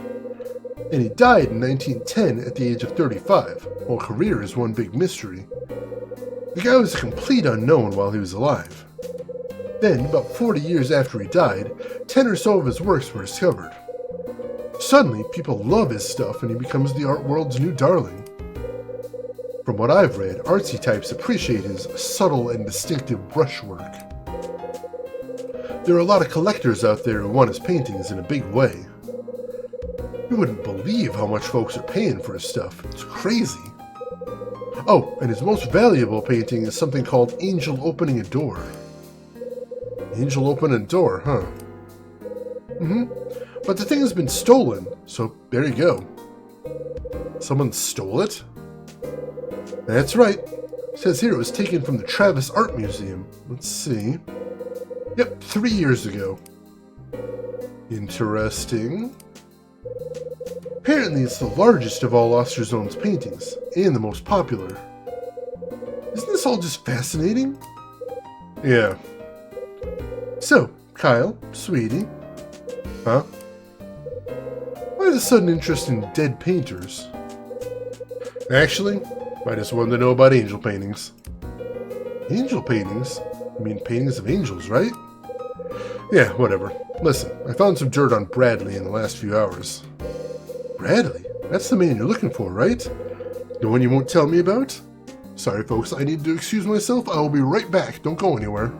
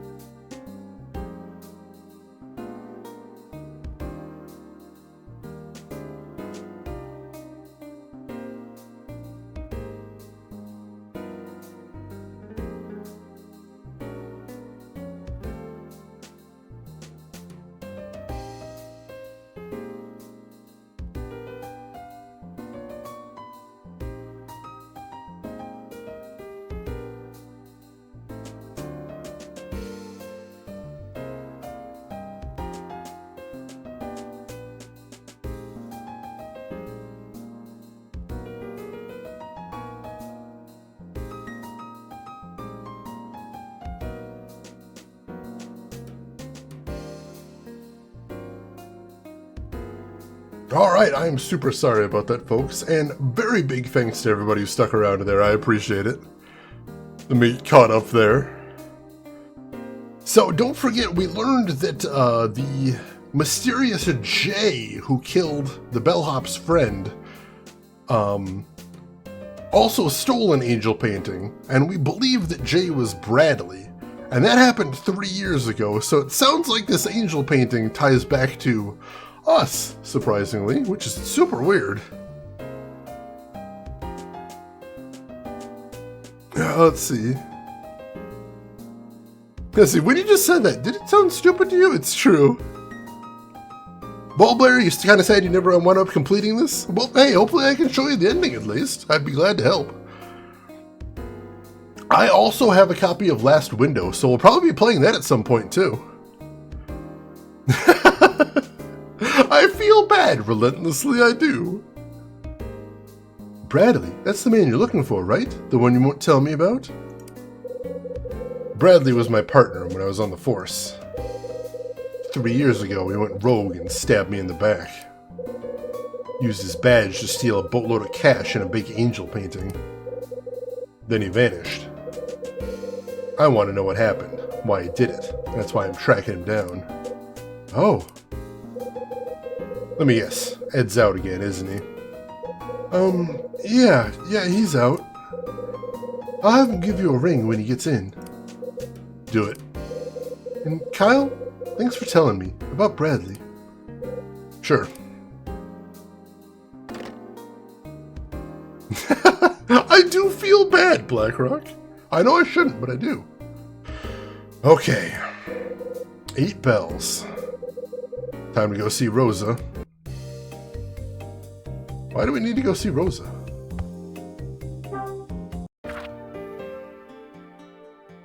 I don't think we need to save this second, actually.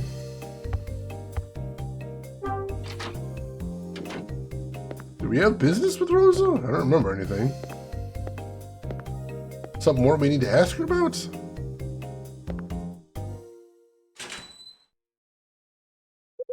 A door opens at the end of the hallway.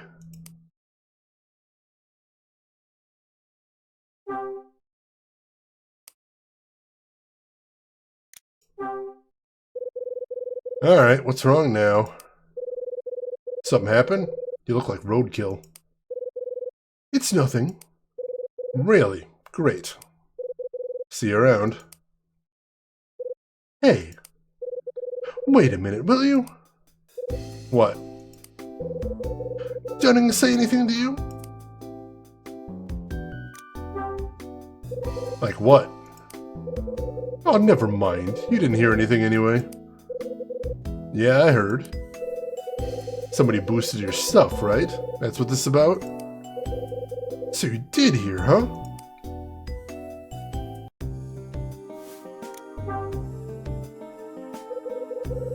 So, what got taken? I'm not telling you that. Hey, hold on.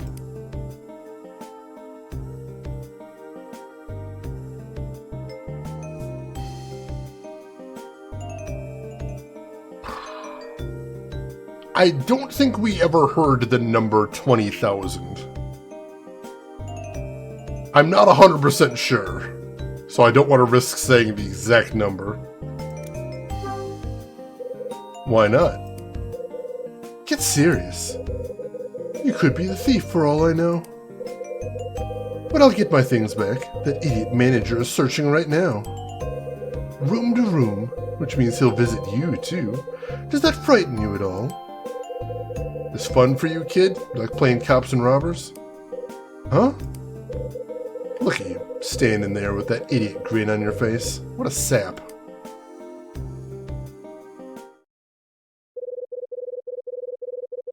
What in the name of Sam Hill's going on here? Someone's yelling behind me. I think I know who it is. Something happened? We're just talking. Great. Last thing I need in my life is more useless chit-chat. Then stop wasting time and start searching. You're so utterly useless. Why won't you look for my things?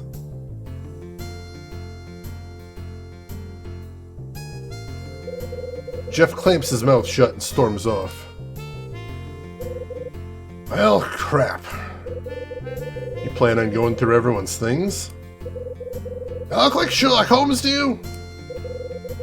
If there's an investigation, I gotta call the police. Much as I hate to. I bet. But... okay, I'll bite.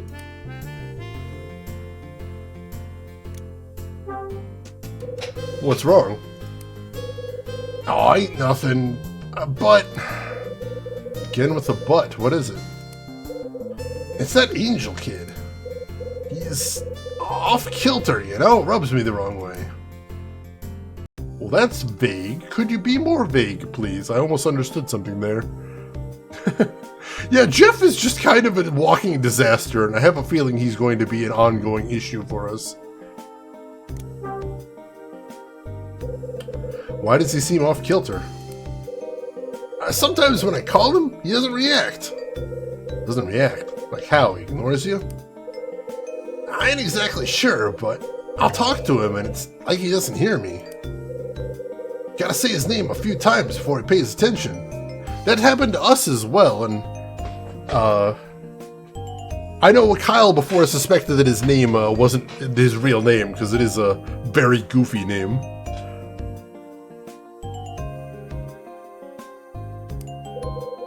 And he's all bent out of shape by his stuff being stolen, right? But you don't seem upset in the right way. More like it's an act. And all this business about searching everyone's stuff? Had enough of that. You think he's lying? I don't know. But I don't want to call no cops. I hate cops. What are you gonna do? I gotta think things over for an hour is what I'm gonna do. 1 hour exactly? Got a show to watch or something? I'm a punctual man. Anyway, I'm gonna give it an hour, then hear his story again. Then I'll decide whether or not to call the police. Dunning finishes talking and slouches off. Well, we definitely don't want him searching every room. That would be a bit of a disaster for us, but... we got an hour, if nothing else, so we'll see how that goes. Hey, Moss! Welcome in! How are you doing today, Moss? How is your weekend going? Hope you're having a good one. And check out the art style in this game. Tell me this isn't pretty unique. Yeah, my story is start up soon. General Hospital. I can't miss an episode. I'll actually die. Alright. So we are still on our way to see Rosa, I assume. I'm still not sure why, but I think that's still our best bet for what to do next. She was in the kitchen last time we saw her, so we'll check there first. If not here, which she's not here... we'll check the restaurant next, see if anybody's holed up in there. We got a few people we need to meet at the bar, but that doesn't open until 9, so we still got another hour to kill for that.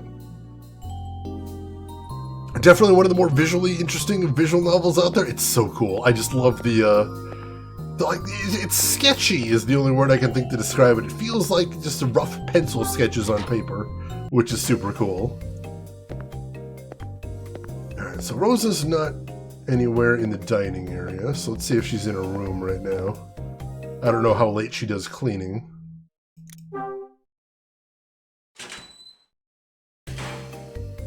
Alright. Oh, hey, there we go. Oh, Mr. Hyde, hello. What good timing you have. I was hoping you'd come along, and here you are. Something happened? It's Mila. She's not feeling very well, poor thing. She's running a fever. How bad? She seems tired, but I think that's the worst of it, at least for now. I'm going to run to the front desk and get some medicine. Do me a favor, go to my room and watch her until I get back, okay? Good. I'll be back in a jiffy. Yeah, okay, why not? Thank you, Mr. Hyde. I'll be back before you know it. Just you wait. Rosa finishes talking and scuttles away. 8:20 p.m.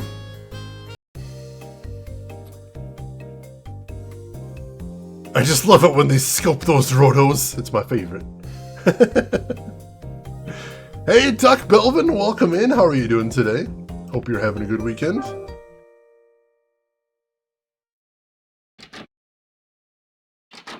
Huh. Wonder what Mila's doing. I mean, if she's got a fever, probably not much.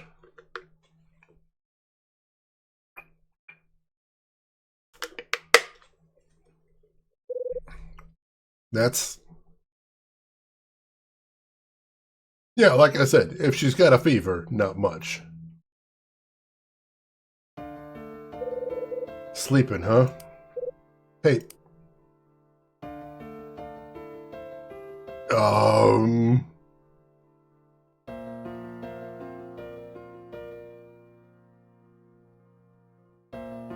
I heard there's actually a couple ways you can do this. I want to try one thing real quick. Hang on. I'm going to save my state just in case anything goes terribly wrong here. Yeah, in a healing sleep. Let me stop that, basically. Just let her sleep. Hang on. Let me try closing the DS here. Did that do anything? It did not. Alright.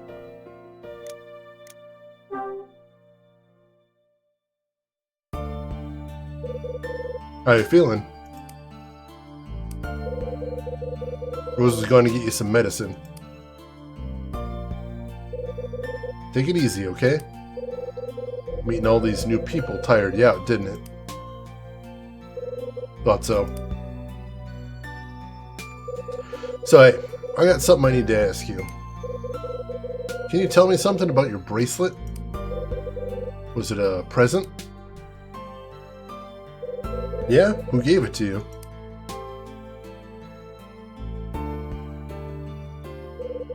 Can't tell me, huh? Great, now what? Wait a second. Mila, can you write? Here, write down the name of the person who gave you the bracelet. Write it here. I open my notebook and give it to Mila. She writes something in the notebook.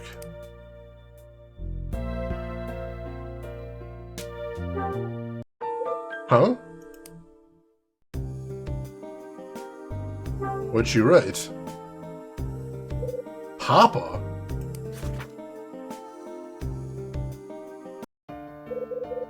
You got the bracelet from your father?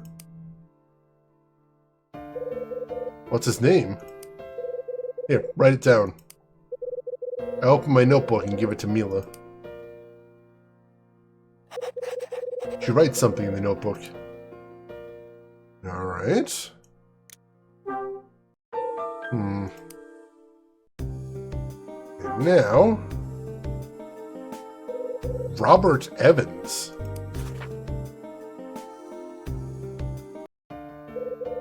Your father's name is Robert Evans? Huh. Alright. So, what's your father do? Where does he live? Here, write it down for me. What's wrong? Don't want to tell me? Huh? Oh, it's you. Thank you for coming, Mr. Hyde. I'll take over now. You can go, okay? Good. We're in the middle of a conversation. Well, it'll have to wait. Mila's tired. Finish up later, alright? No skedaddle. Fine. She's literally sick. She is a sick child, Kyle. Get the hell out of there. Oh, I gotta check that out. If there's behind the scenes footage of any sort of rotoscoping or mocap, I always love seeing that. I know I saw some of the mocap work they did for Kodelka, and that absolutely blew my mind. That was so cool to see. You'll wake up into the mic, possibly. Bob Evans? Down on the farm? More like a sick child. She probably skateboarded her way into the hotel. I'm assuming. Alright, let's make another save here. let's make one here.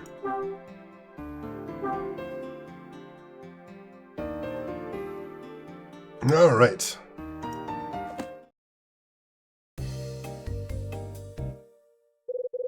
That you, Mr. Hyde? What you doing here? Let me tell you something, Mr. Hyde. I see no reason for you to be wandering the halls like some kind of spook. You keep sneaking around, and I'm gonna get suspicious. Why don't you go on back to your room and sit still for a bit? Dunning turns and goes into the room. Alright, so we have to be careful not to bump into him too much. Alright. So what do we do next? Basically exhausted everything we need to do for the moment. You know, he told us to go back up to our room. Let's start there. You know, weren't you supposed to be thinking for a full hour? It hasn't been an hour yet. It's been 20 minutes and change. I'm thinking you need to be thinking some more. That wasn't nearly enough of a think. You need more think, sir. More think.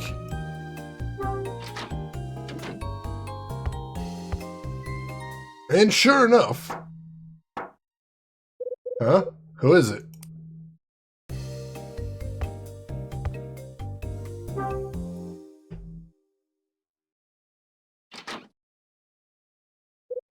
Mr. Hyde? What is it, Squirt? Mr. Hyde, can you help me? With what? One of my wings came off. You have wings? No, my doll. I ripped one of the wings on my doll. Come on, kid. Get your old man to fix it. He can't sew. He's a man. He's a surgeon. He sews up people all the... Hey, I'm a man! Yeah, whatever. But Mr. Summers said to ask you. He said you could fix it. So can you fix it, please? Summer told you I could fix it? Uh-huh. He said you're a salesman and have gadgets and stuff like that. He said a bunch of other stuff too, but I didn't understand him.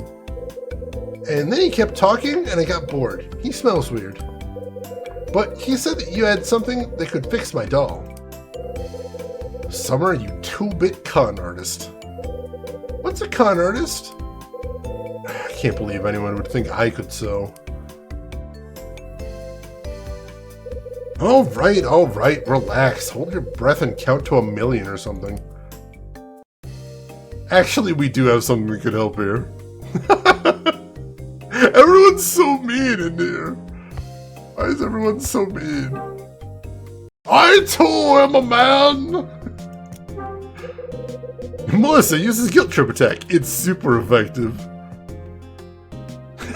Team Karen, oh no. I really need to learn how to mend. It seems like a good life skill.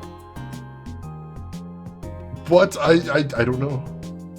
Not the suitcase. We need to look at the box on the bed. What's a douchebag? Asked your father. Because if you remember, the boxes, one of the boxes on the bed was sales goods. And one of the goods we got was... There's a mini sewing machine in the box. I mean, it does seem like a thing a door-to-door salesman might have, so that is convenient.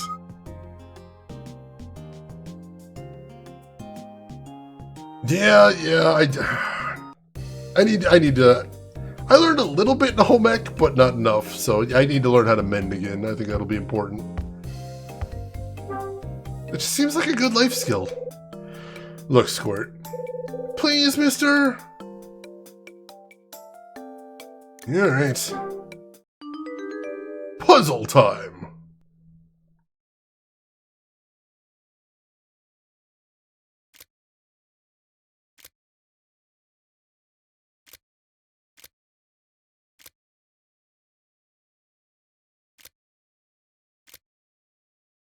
Come on. Close enough! There, all done. Yay! Pretty Pretty good, huh? Now get lost. Thank you, thank you, thank you, thank you. Hey, mister? What? Are you and that one guy friends? What one guy, Louis? I don't know. He's the guy in room 213. Who's in 213? Jeff? No, we are not friends with Jeff. We hate Jeff. Him? No, he's a chump. Why'd you think we're friends? Because I saw him coming out of your room.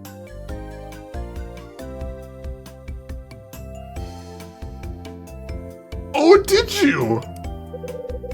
I thought you were talking or something. You saw him what? So it was Angel. What's wrong, mister? Nothing, kid. Take your doll and go back to your room. Your old man's probably wondering where you are. Okay. Melissa takes her doll and leaves.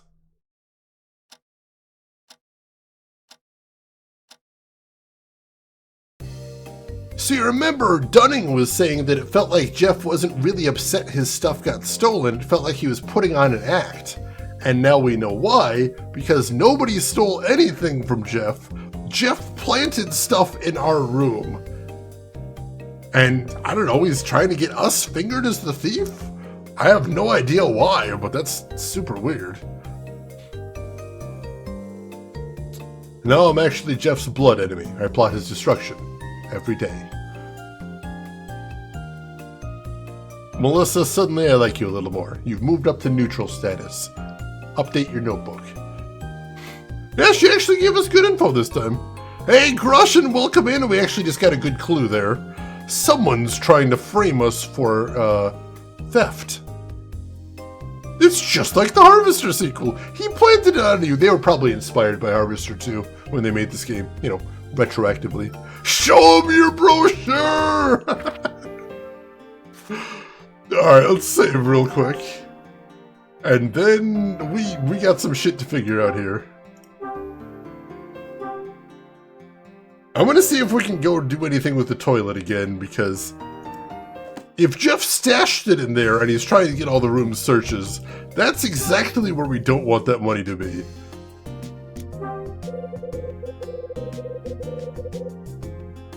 No, we still can't do anything with it. Oh, jeez. Or no, the cash isn't in the toilet, it's in the suitcase. Alright, that's good. That's good. We moved the cash from the toilet to the suitcase. I don't want it in the room, period, but I don't know where else we could put it for now, so it's gonna have to do, unfortunately.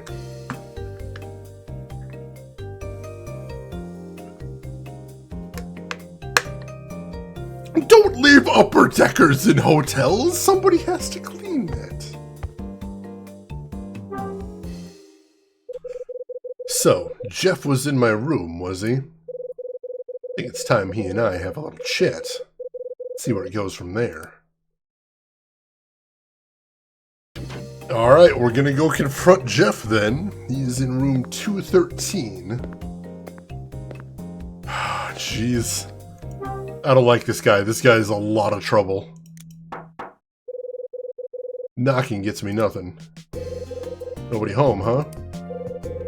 Wonder whose room he's breaking into now. Wait a second. When I saw him in front of the restaurant... Ah!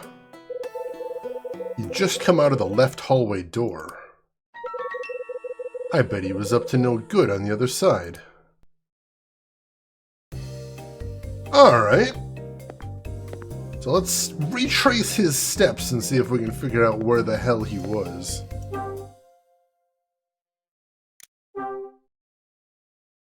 Yeah, think of poor Rosa, please. Just following orders to get into the lodge? Oh, jeez. Well, we can't have that. Alright, so what do we have back here? We have the pantry, we have the laundry, we have the electrical room, the boiler room, and Louie's room. Let's see if Louie's is around first of all. Jeff always was such a kidder.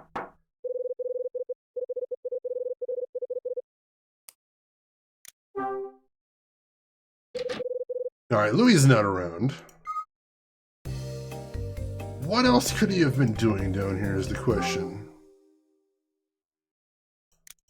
Oh, the only things back here are maintenance rooms. I guess let's poke in here a little bit, see if anything looks out of place.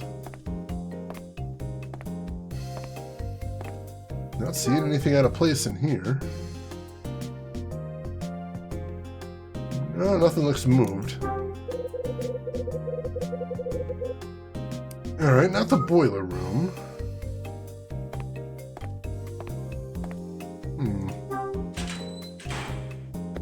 So we got electrical, laundry, and pantry. Let's check the laundry next.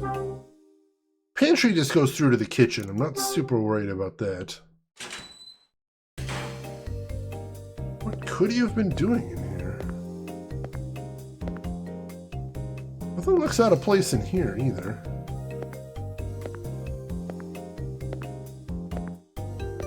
This is really weird having to focus on two screens at once.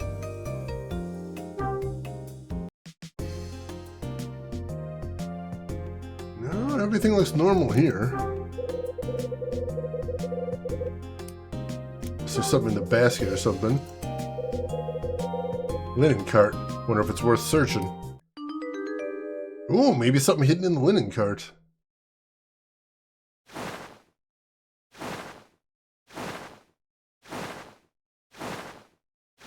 Hello?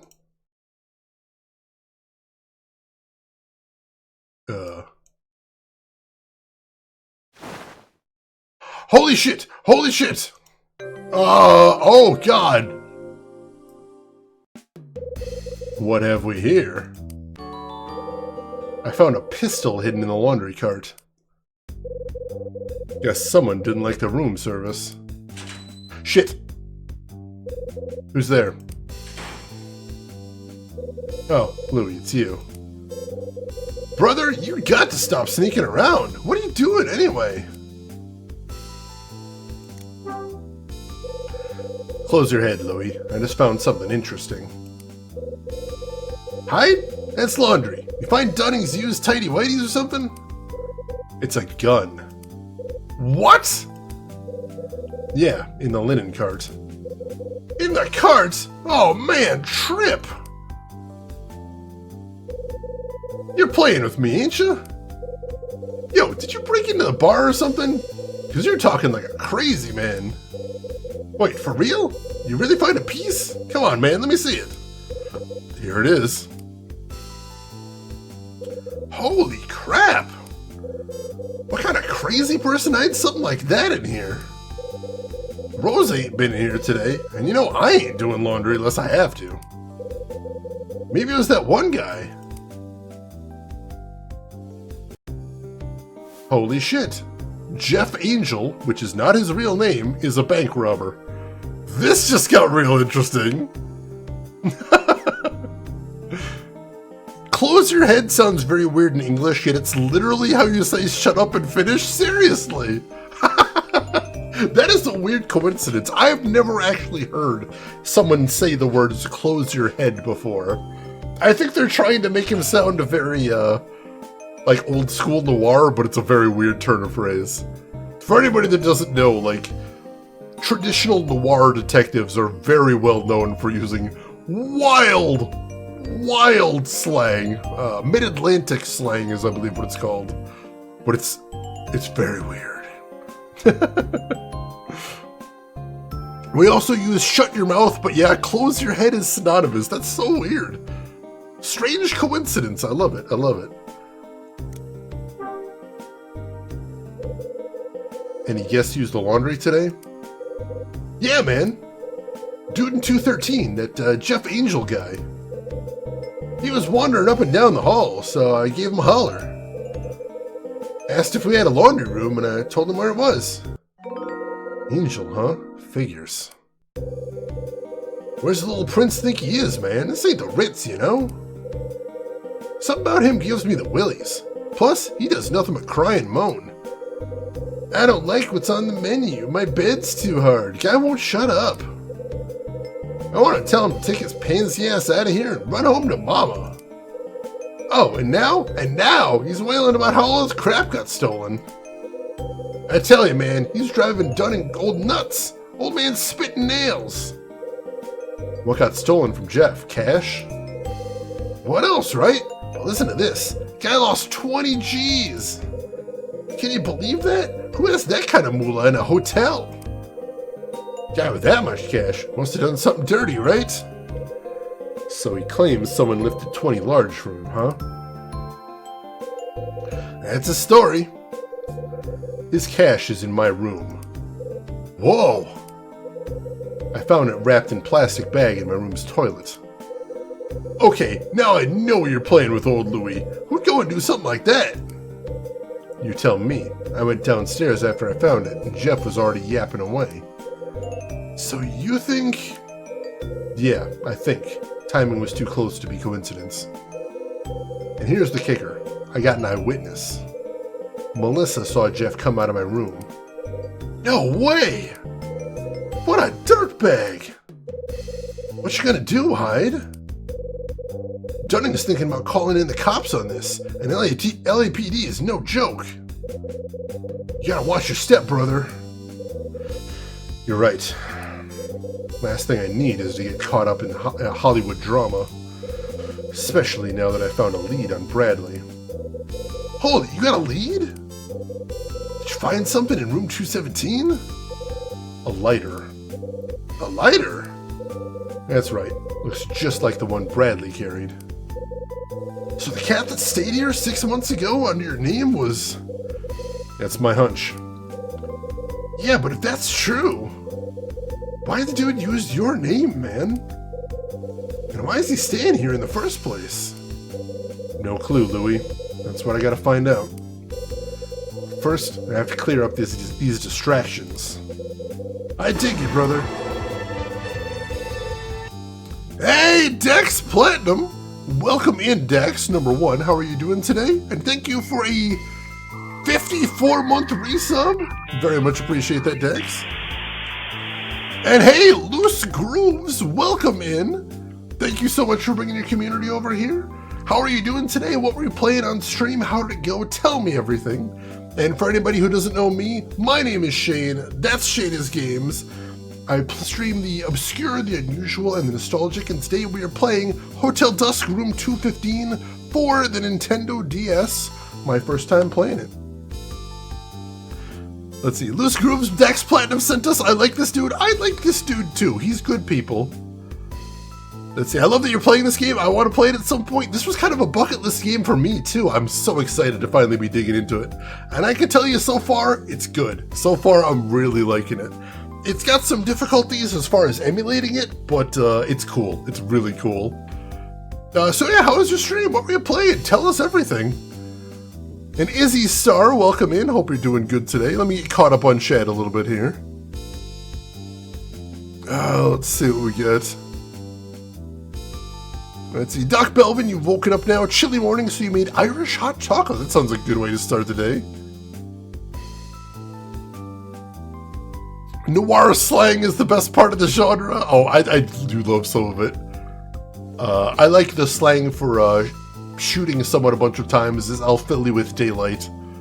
Because the holes. It's so goofy. Let's see. Pat Novak for hire and Jeff Regan investigator. Ooh, I might have to look into those. Sounds interesting. Also, Loose Grooves, thank you for the follow. I appreciate that. Chick Spacious! That actually sounds like a noir detective right there. Or maybe a sleazy Hollywood agent.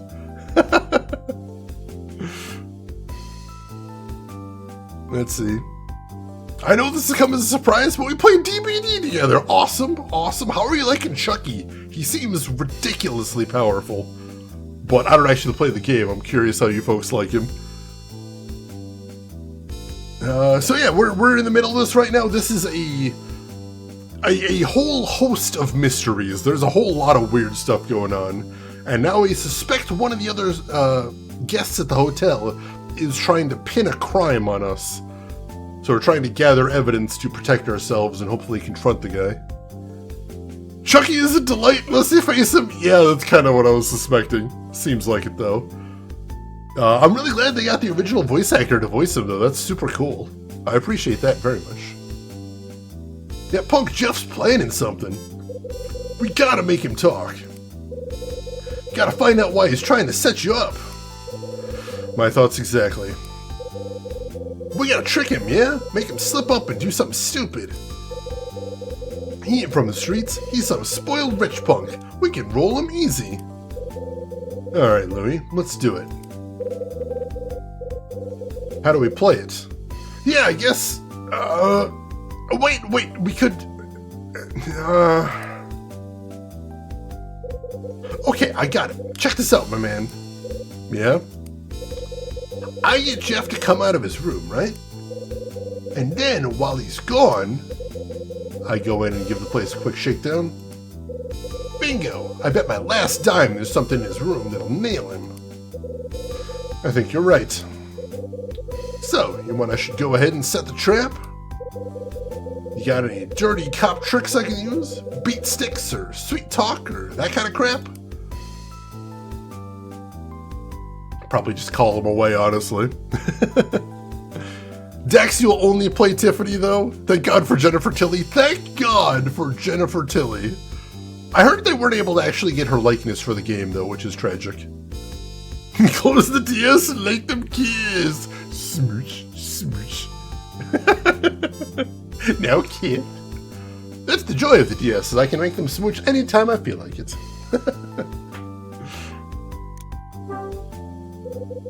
Keep it simple. Give him a call and get him out of the room. Call? That's it? Come on, man. I want to be like Kojak and bust down his door or something. Man, you're such a drag. Alright, I'll just go and tell him I found his dough. Where? In the utility closet. Yeah, I'll have him follow me down there. Then, I'll mess with the lock and keep him busy for a few. Got it. Okay, let's go in 5. All you gotta do is go and wait in 217, right? Louis finishes talking and rushes out of the room. Alright, we got a plan. Let's make a save here, and then we'll head up and hide in room 217 and wait for Louis to spring the trap. And then we'll investigate. They do have her voice! Alright, I'm glad they have her voice at least. That is good. I imagine just the licensing fees are always a nightmare whenever they try and get the famous third-party killers in there. They've gotten a lot, though. I'm impressed. I would never have thought they would have gotten so many in that game. Alright, here's 217. Did we lock it behind us? Do we need to go get the key? We did not lock it behind us. Good. Here's my spot.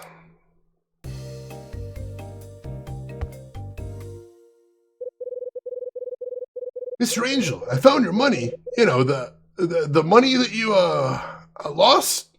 Yeah. I mean, the money that was the stolen money. Look, just come with me. You're an idiot, Louis. No one's dumb enough to fall for my money? Where? Oh, you fell for it. Guess I forgot how stupid crooks could be. Okay, Hyde. Time to go to work. So his room is 213. Let's get there.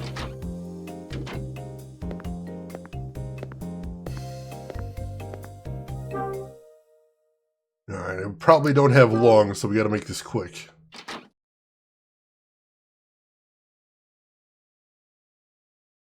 Let's hope there's something obvious in here. Something on a table. Laying out. I hope.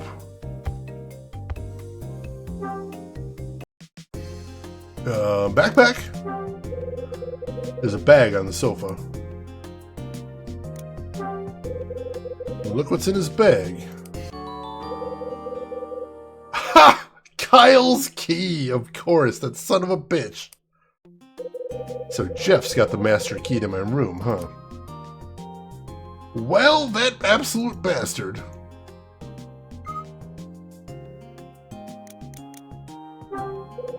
It's an empty beer can. Just one? Huh.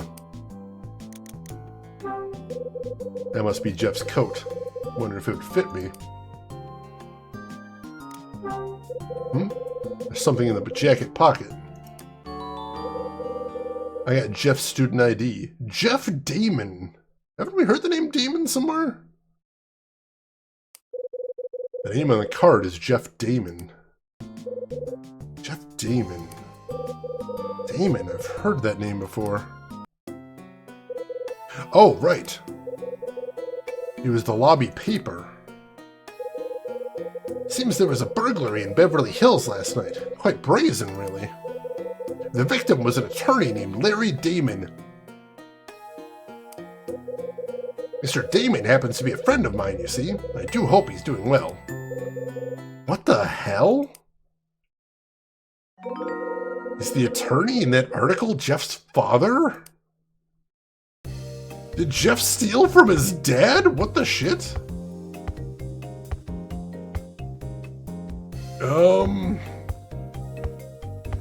Anything else to see in here?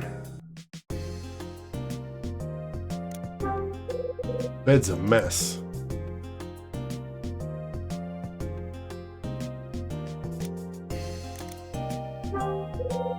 There's a small stand next to the bed. Alright, nothing in there. I think we might have seen everything we need to see in here. Take a quick look in the bathroom just in case he's got more stashed in there. Since we know he likes stashing stuff in the toilet. Yeah, it's a toilet. I don't need to look any further. Apparently not!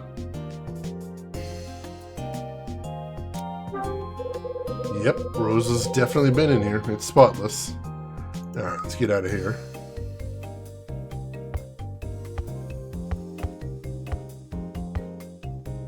So take a quick look at the table here. Nice desk. Wish my room had one of those. There's a checkered chair in front of the desk. Alright, no, I don't see anything here. I think we've got what we needed. Huh? What's the deal? Jeff closes the door and comes into the room. What are you doing in here? This is my room.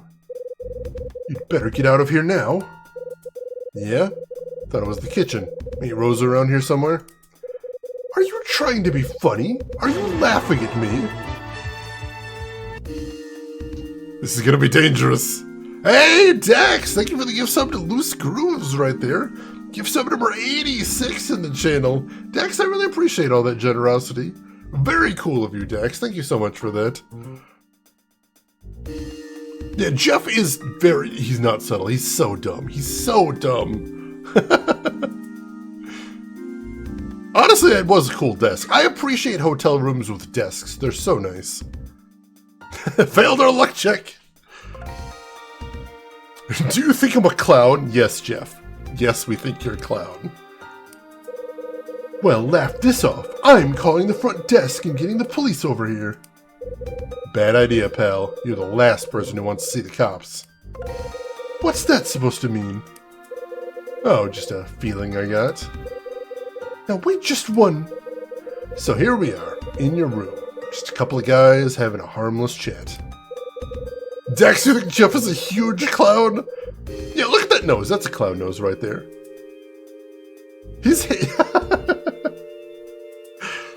I haven't seen if he has shoes, but I bet they're big and red and floppy. I assume so. Tell me something, Jeff. You got a thing for cops and robbers, right? It's a little casual B&E of crime. That's breaking and entering, if you were confused. I know what it is, all right? I'm not stupid. Of course it's a crime. Now get out of my room. Oh yeah, I'm gonna. Don't you worry about it. But tell me something. Since you're so smart and all, why'd you do it? Do what?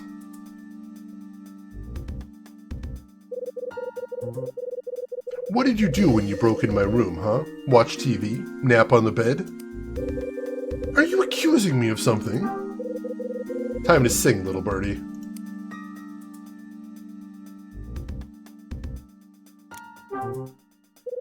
You hid a stack of cash inside the toilet tank, didn't you? Huh? Look, if I had a stack of cash, I'm sure I wouldn't hide it in somebody's toilet, okay? Gonna play dumb, huh? Unless you have proof, I think you should drop it.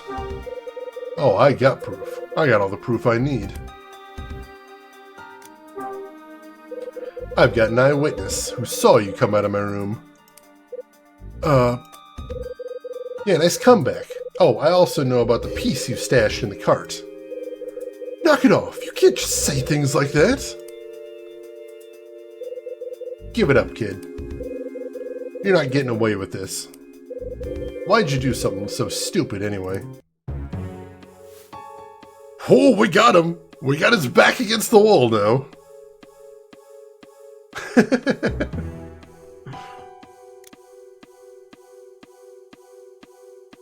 Let's see. Let's just start at the top and we'll work our way down. Piano music of tense interrogation. There's a reason you hid that cash in my room. You wanted to see me take a fall. Look, I didn't hide any cash in your room. How would I even get in there? What? If you're gonna say things like that, you'd better have proof. Proof? Guess I need something more to nail this punk. Well, let's present the Room 215 master key.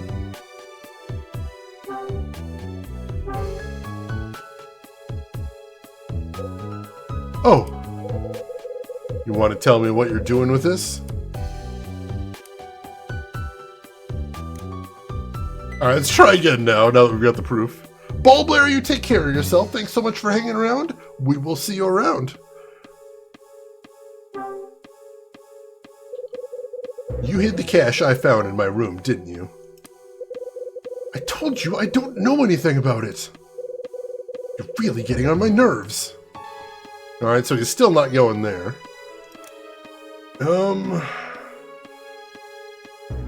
Let's show him some more proof then. Let's show him the student ID next. What's that supposed to be? I don't know anything about it. Oh, maybe we have to press him first.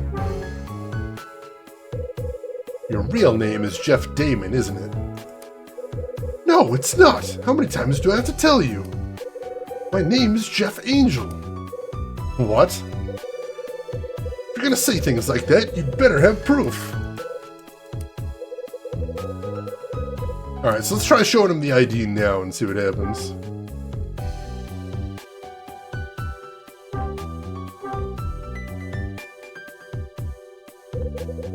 You must not be very bright. I told you I don't know anything about that. Alright, nothing yet. Let's ask him about the gun then. I know why you hid the pistol in the laundry cart. You wanted to make somebody else into a criminal.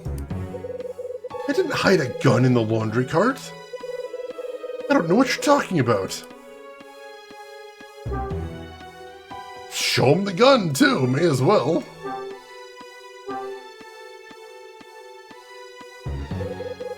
Why are you showing me that? Found this piece in the laundry room. That's where you hid it, right? I don't know what you're talking about. You're lying, punk. Why are you so convinced that I hid it? I bet if you dusted it for prints, you'd only find yours.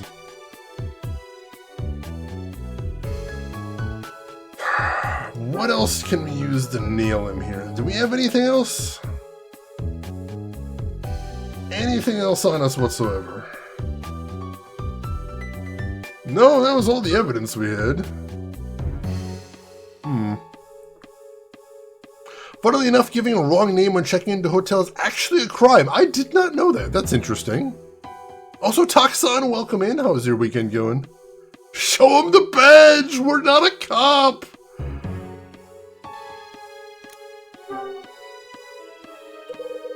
I know why you hid the pistol in the laundry cart. You wanted to make... Alright, so we already heard this, so he's not saying anything new there. Let's try talking about the cash again?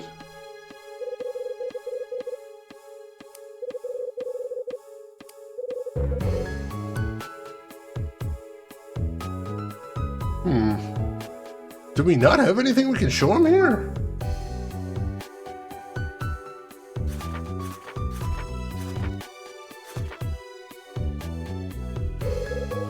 What are you looking at? A clown!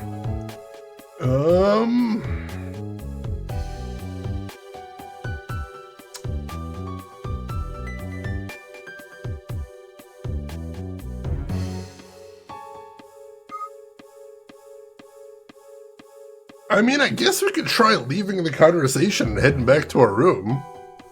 Because we actually have the cash.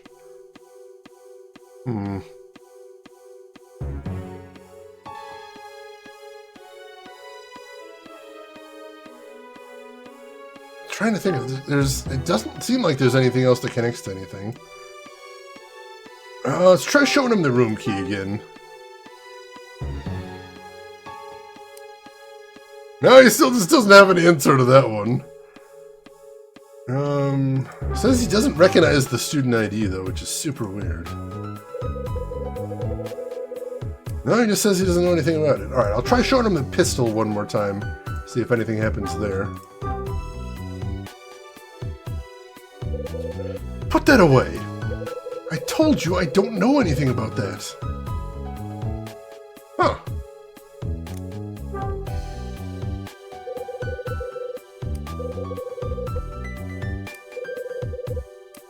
No, I don't think we have anything we can do right now. That's weird. We might have to walk away from the conversation, because we don't have enough evidence at the moment. It's super weird.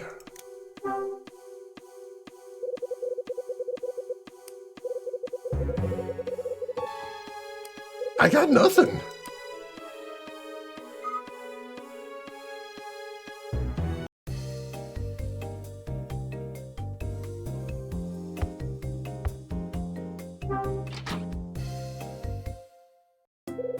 Wait a minute. What was that windbag summer going on about? I must tell you about this article I was reading in the newspaper. It seems there was a burglary in Beverly Hills last night. Quite brazen, really. The victim was an attorney named Larry Damon. Mr. Damon happens to be a friend of mine, you see. I do hope he's doing well. That's it. That newspaper. Well, let's go grab the newspaper, see if we can press him on that one. Hey, Lovejoy, I am doing well. How about yourself? How are you doing today? Hope you're having a great weekend. Alright, let's snag the newspaper. Date on the newspaper is December 28th. That's today. Let's see what's in the paper today. Home of prominent Beverly Hills attorney burglarized. Beverly Hills home of attorney Larry Damon was burglarized last night. Police say $20,000 and a pistol was taken from a safe in the study. The perpetrators then fled the scene in Damon's car. A police spokesman said they are actively pursuing the case. I picked up the lobby newspaper. So that's it, huh? Cash for my John is from this robbery. Alright. Let's head back up and see if we can confront him with that now. I'm gonna make another save too, because things seem like they're getting tense here. Solid weekend, excellent, good to hear. Alright, so let's save over this one.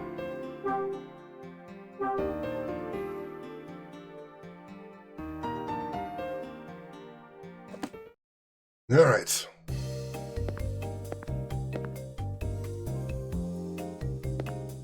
Oh, Jeff! We must speak once more. See if I can just open the door. No, let's knock on it then. It's Kyle Hyde. I've got nothing to talk to you about.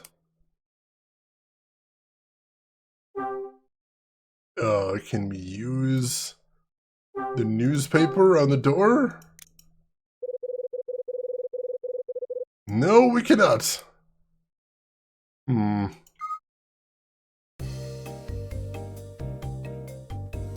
Alright, maybe we can talk to the author, perhaps? We definitely need something to get him to confess, and I feel like we're pretty close.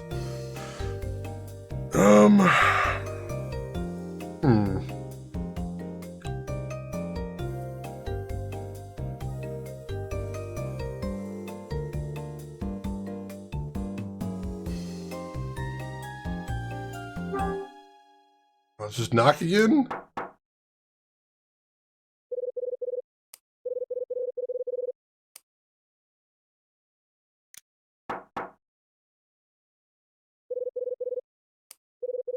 No, he's just not letting me in. What the hell?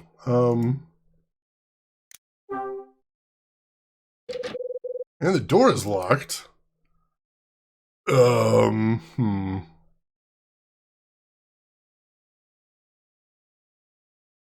That's super weird.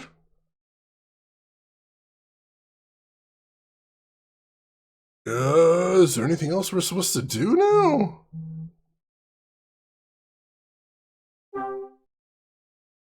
We've got the newspaper.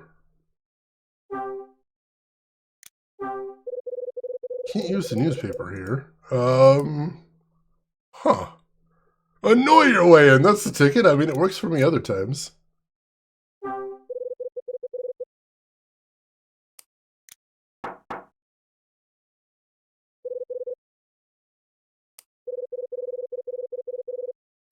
It's so weird. Well, how are we supposed to get back in his room now? Did we miss something? We must have missed something else.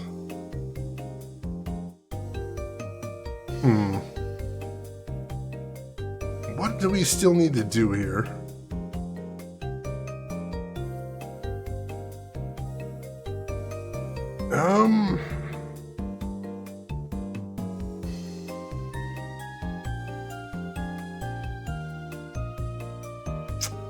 I don't know.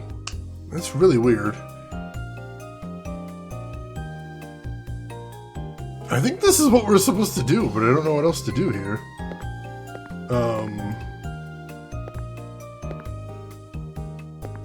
Can we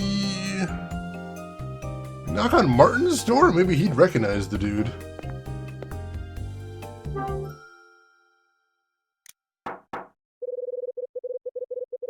No, nobody there.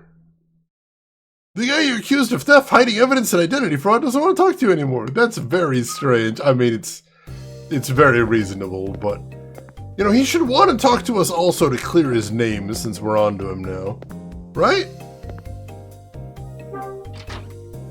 You should have something to spill at this point. What am I supposed to do here?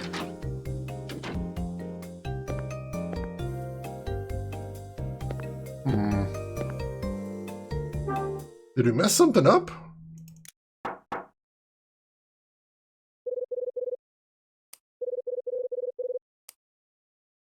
So weird. I'm gonna check a walkthrough. I feel like I'm missing something here. Let's see.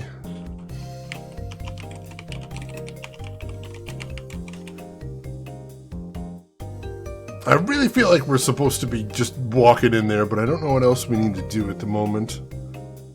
What are we on? Chapter 4? Chapter 4. Oh no, we're on Chapter 5. There we go.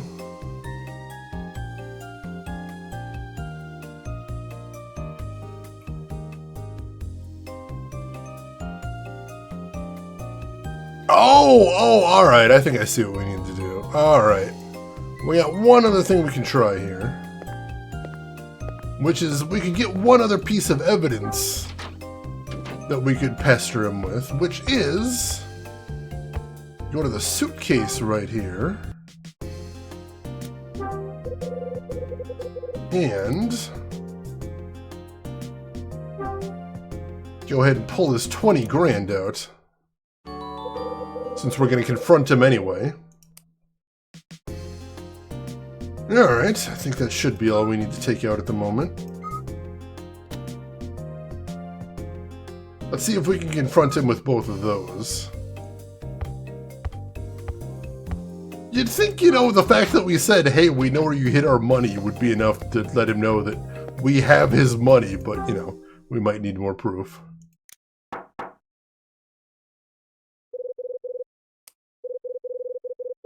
not talking to you. Go away. Open up. You asked for proof? I got proof.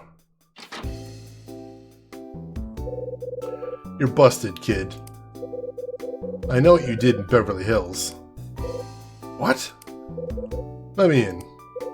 One way or another, I'm coming in. Alright, come in. Alright, let's get back down to business.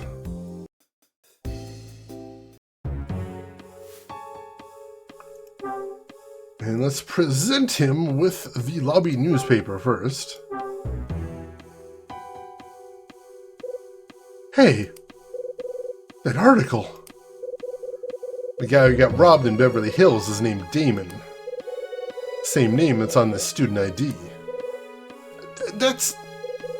And guess what was taken from the Damon residence?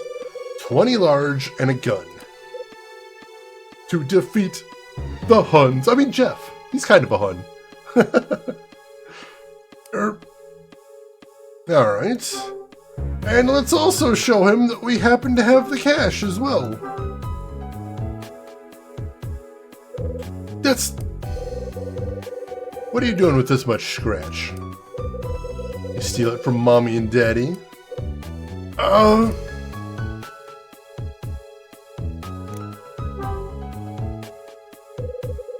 There's a reason you hid that cash in our room.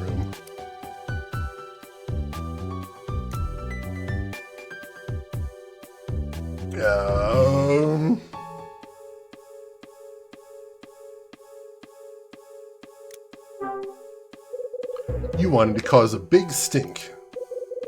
So you took the master key to my room and hid the money in the John. Those aren't the actions of your average Joe, pal. The only one who's going to get hurt in this mess is you. So, why'd you do it? 20 large just something to play with for you? You mistake me for a sap that'd just take the fall? This is a game to you, that's it? Stop playing the fool and grow up. Grow up? Like I haven't heard that before. You sound just like him, you know? That makes me so mad. Stop treating me like I'm stupid. I'm not a kid. Don't pretend to know one single thing about me.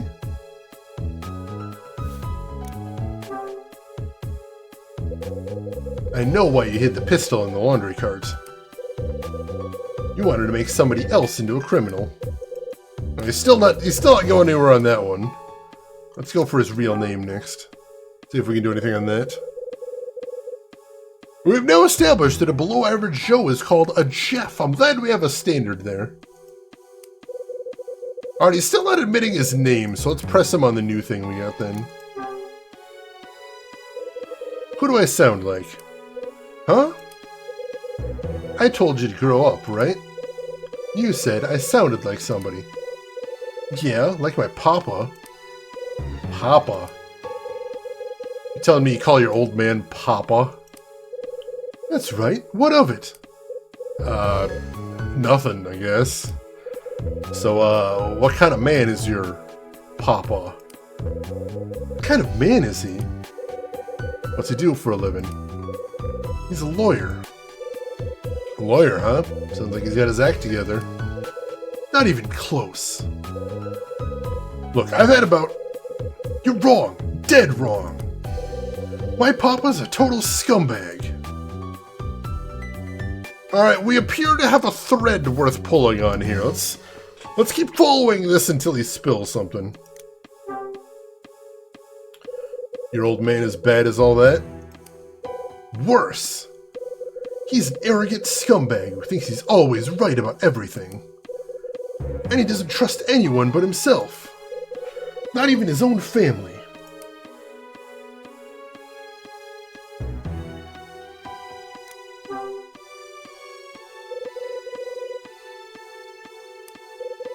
Alright, so he's still not saying anything about his real name.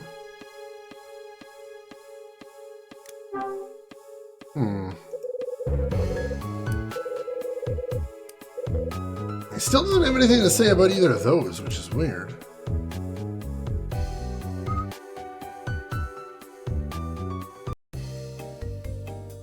What else do we press him on here?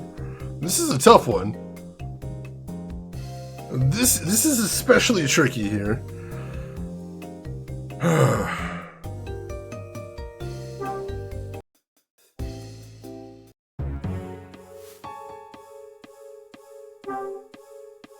Do we show him the newspaper again? That's, he doesn't have anything else to say about that one.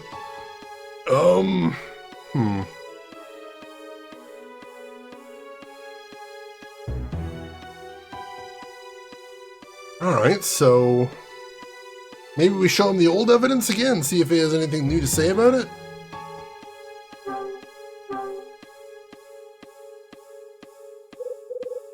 Hey, that's my student ID. Now we're getting somewhere. Your real name is Jeff Damon. The proof's on your student ID. Why are you hiding your real name? It's my father's name. I don't need it.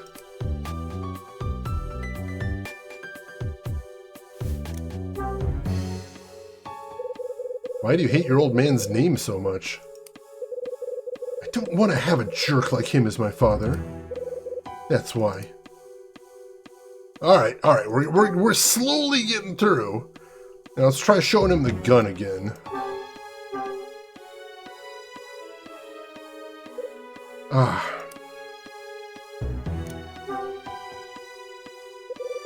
I know why you hid the pistol in the laundry cart.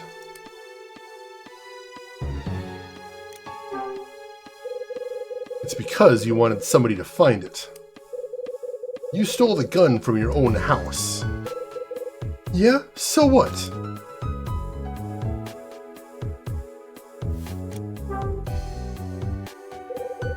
Why'd you put the gun where somebody would find it? I figured they'd call the cops once it got found. That's all. Look, kid. I don't care if your name's Angel or Damon or McGillicuddy, got it? I don't even care whose money that is. All I want to know is why you did it. You think I know? Why are we talking about this? Nobody understands me. Give it a rest, will ya? You're an open book, kid. Had you pegged from the moment I laid eyes on you. You're such a liar. What do you think you know about me?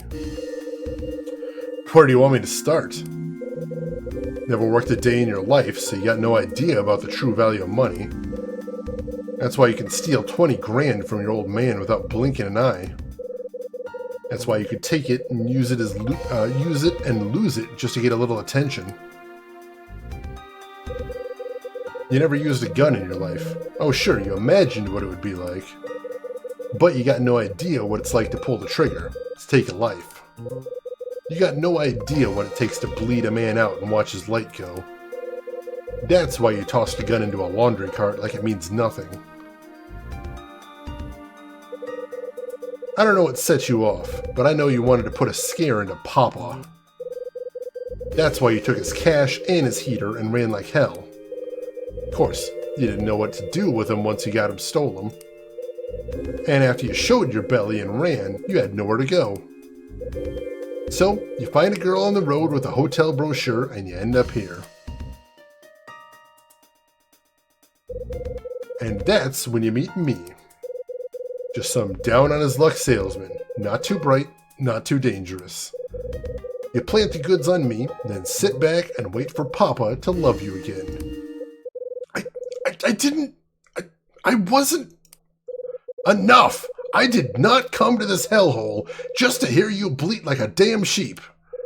You are going to tell me everything, and you are going to do it now. Do not make me ask twice.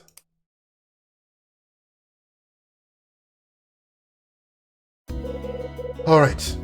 Alright. What do I say? I mean, you're right. You lived in the world. Me? I mean, I'm just a kid. I'm nothing. Just a spoiled little rich kid. This I know. Keep going. It's true. Everything you said is true. I can't stand my papa. I can't forgive him for who he is and what he does. I did all this just to get under his skin. I didn't plan it. I just opened the safe, grabbed the stuff, and ran. But I didn't know what he'd done until I saw the newspaper. He knew it was me who took his precious money and his damn gun. He knew it was me, and he still called the cops. You know what my parents are doing right now? Mom's crying on the sofa. And Papa, he's telling her how he's doing this for me, teaching me a lesson. You want to know what my Papa's like, right? Let me tell you. He's a defense lawyer, but not just any lawyer, the best, a genius. Hire Papa, and he'll convince a jury that black is white and night is day. That's why people spend a fortune getting him to defend them. And if you can pay, doesn't matter what you've done. Theft? Okay. Assault? Sure. Tax evasion? No problem. Murder? He's your man. He'll go to bat for anyone, even organized crime. Hell, especially organized crime. Organized crime? Yeah, right now he's working for a group of lowlifes called Nail or Nile or something. What? Jeff's old man is working for Nile? Oh, kid. Yeah, that's who he is. That's my papa. Scum of the earth. Where'd you learn all this? He'd bring these men by the house from time to time. Unsociable types, you know? Papa said they had business they couldn't discuss at the office. I happened to overhear some of their conversations, and that's how I found out. That these guys were part of Nile, I mean. That's it, huh? Papa's getting filthy rich off what these guys are paying him. So it's cool that I, boosted a small chunk of it, right? 20,000 is a small chunk? I'm the wrong business. So what's the plan? Since I learned Papa called the cops, I've been thinking. He wants me to come crawling home with my tail between my legs. And hey, why not, right? That's what I've always done. But I've changed. I'm not going to do that again. I'm going to embarrass him. That's why I did all this and try to get Dunning to call the police. I figured they'll get here, see through my story, and arrest me. Me being arrested will cause all kinds of trouble for Papa.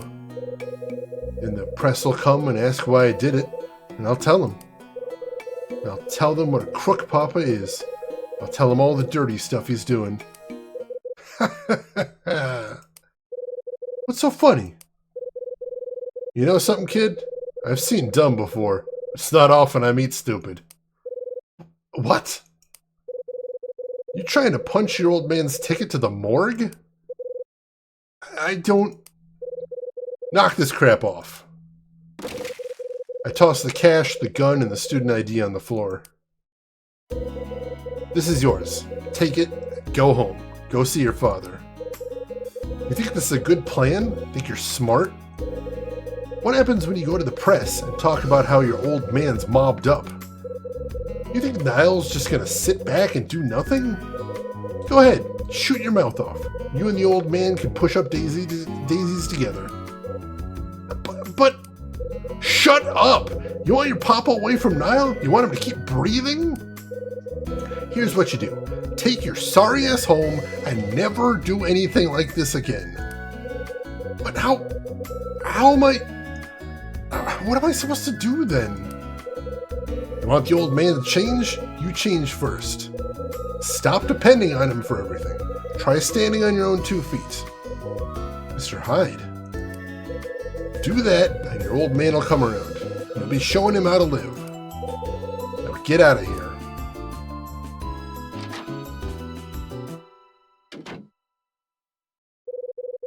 Looks like I've wrapped up Jeff in his burglary fiasco. Oh, jeez. That was a whole ordeal right there. Goddamn hellhole, baby. Thankfully not Ace Attorney right there. This guy was a scumbag. I bet he doesn't even have a badge. He's never showed me his badge. I'll say that. Oh, it was a brochure. It's tragic. Still can't believe Jeff's old man has ties to Nile. The coincidences are piling up faster than I can count. How many times have I heard the name Nile since I've been here?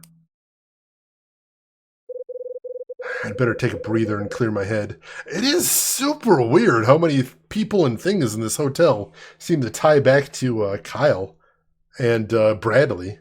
It's really weird. I need to have all this sorted out before I go on. After I heard Summer's confession, I went back to my room. Then Rachel called and told me about the painting, Angel Opening a Door. Seems the thing was stolen from a New York art museum 3 years ago. We talked, then I went to meet Rosa and ended up running into Jeff. Jeff asked me, did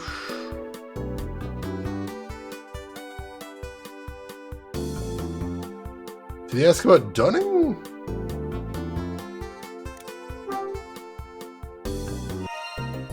Hotel Dusk, center of the noir universe. It is very noir, which I dig. I think this may actually be the most noir game we've ever played. That does ring a bell, Rex says. A musical bell. That's right. That's what the punk said. He was grinning from ear to ear like he was glad he got robbed. I heard from Rosa that Mila was running a fever. I went to check up on her and used my notebook to chat with her. I learned that her father's name is Robert Evans. That's right, Mila's father's name is Robert Evans. The bracelet she wears was a gift from him. I did my best Betsy Ross imitation and sewed up Melissa's ragdoll. That's when Melissa told me she'd seen Jeff coming out of my room. I knew Jeff was trouble, so I went back and gave the laundry room a quick search. What I found there was unexpected. It was a gun! That's right. I found it under a mountain of sheets in the laundry cart. Nice piece, too. Louis waltzed into the laundry room, so I told him about the pistol and the cash. We both figured Jeff was involved somehow and decided to roll him up. While Louis kept Jeff busy, I took a little stroll through his room. I patted down Jeff's jacket and found his student ID. That's right. I found Jeff's student ID in the breast pocket of his coat. I saw the name on the card and realized that Jeff was using a fake name. I put together proof that Jeff was lying through his teeth.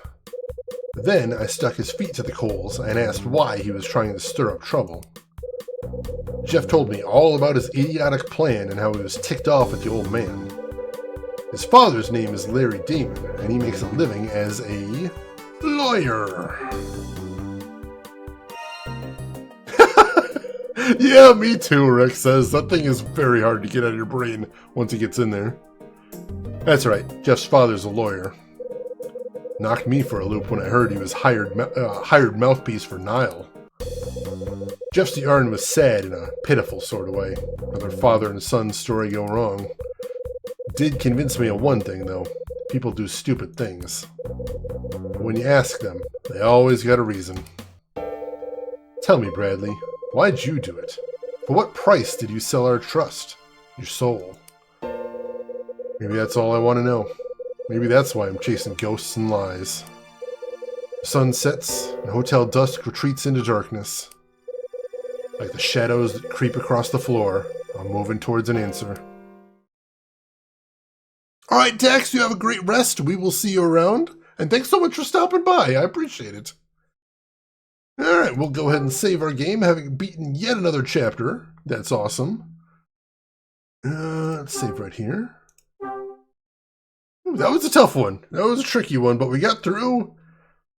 Got answers, and we still don't know what the big picture is here, though. This is very mysterious. Chapter 6, December 28th, 1979, 9 p.m. to 10 p.m. 9 o'clock. Bar is open. Hell, I cleared up that mess with Angel. Might as well celebrate with a drink. Alright. So we are going to save once again right here.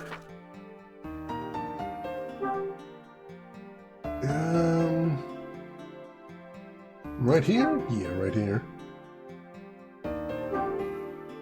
And then I think this is probably a good stopping place for the night.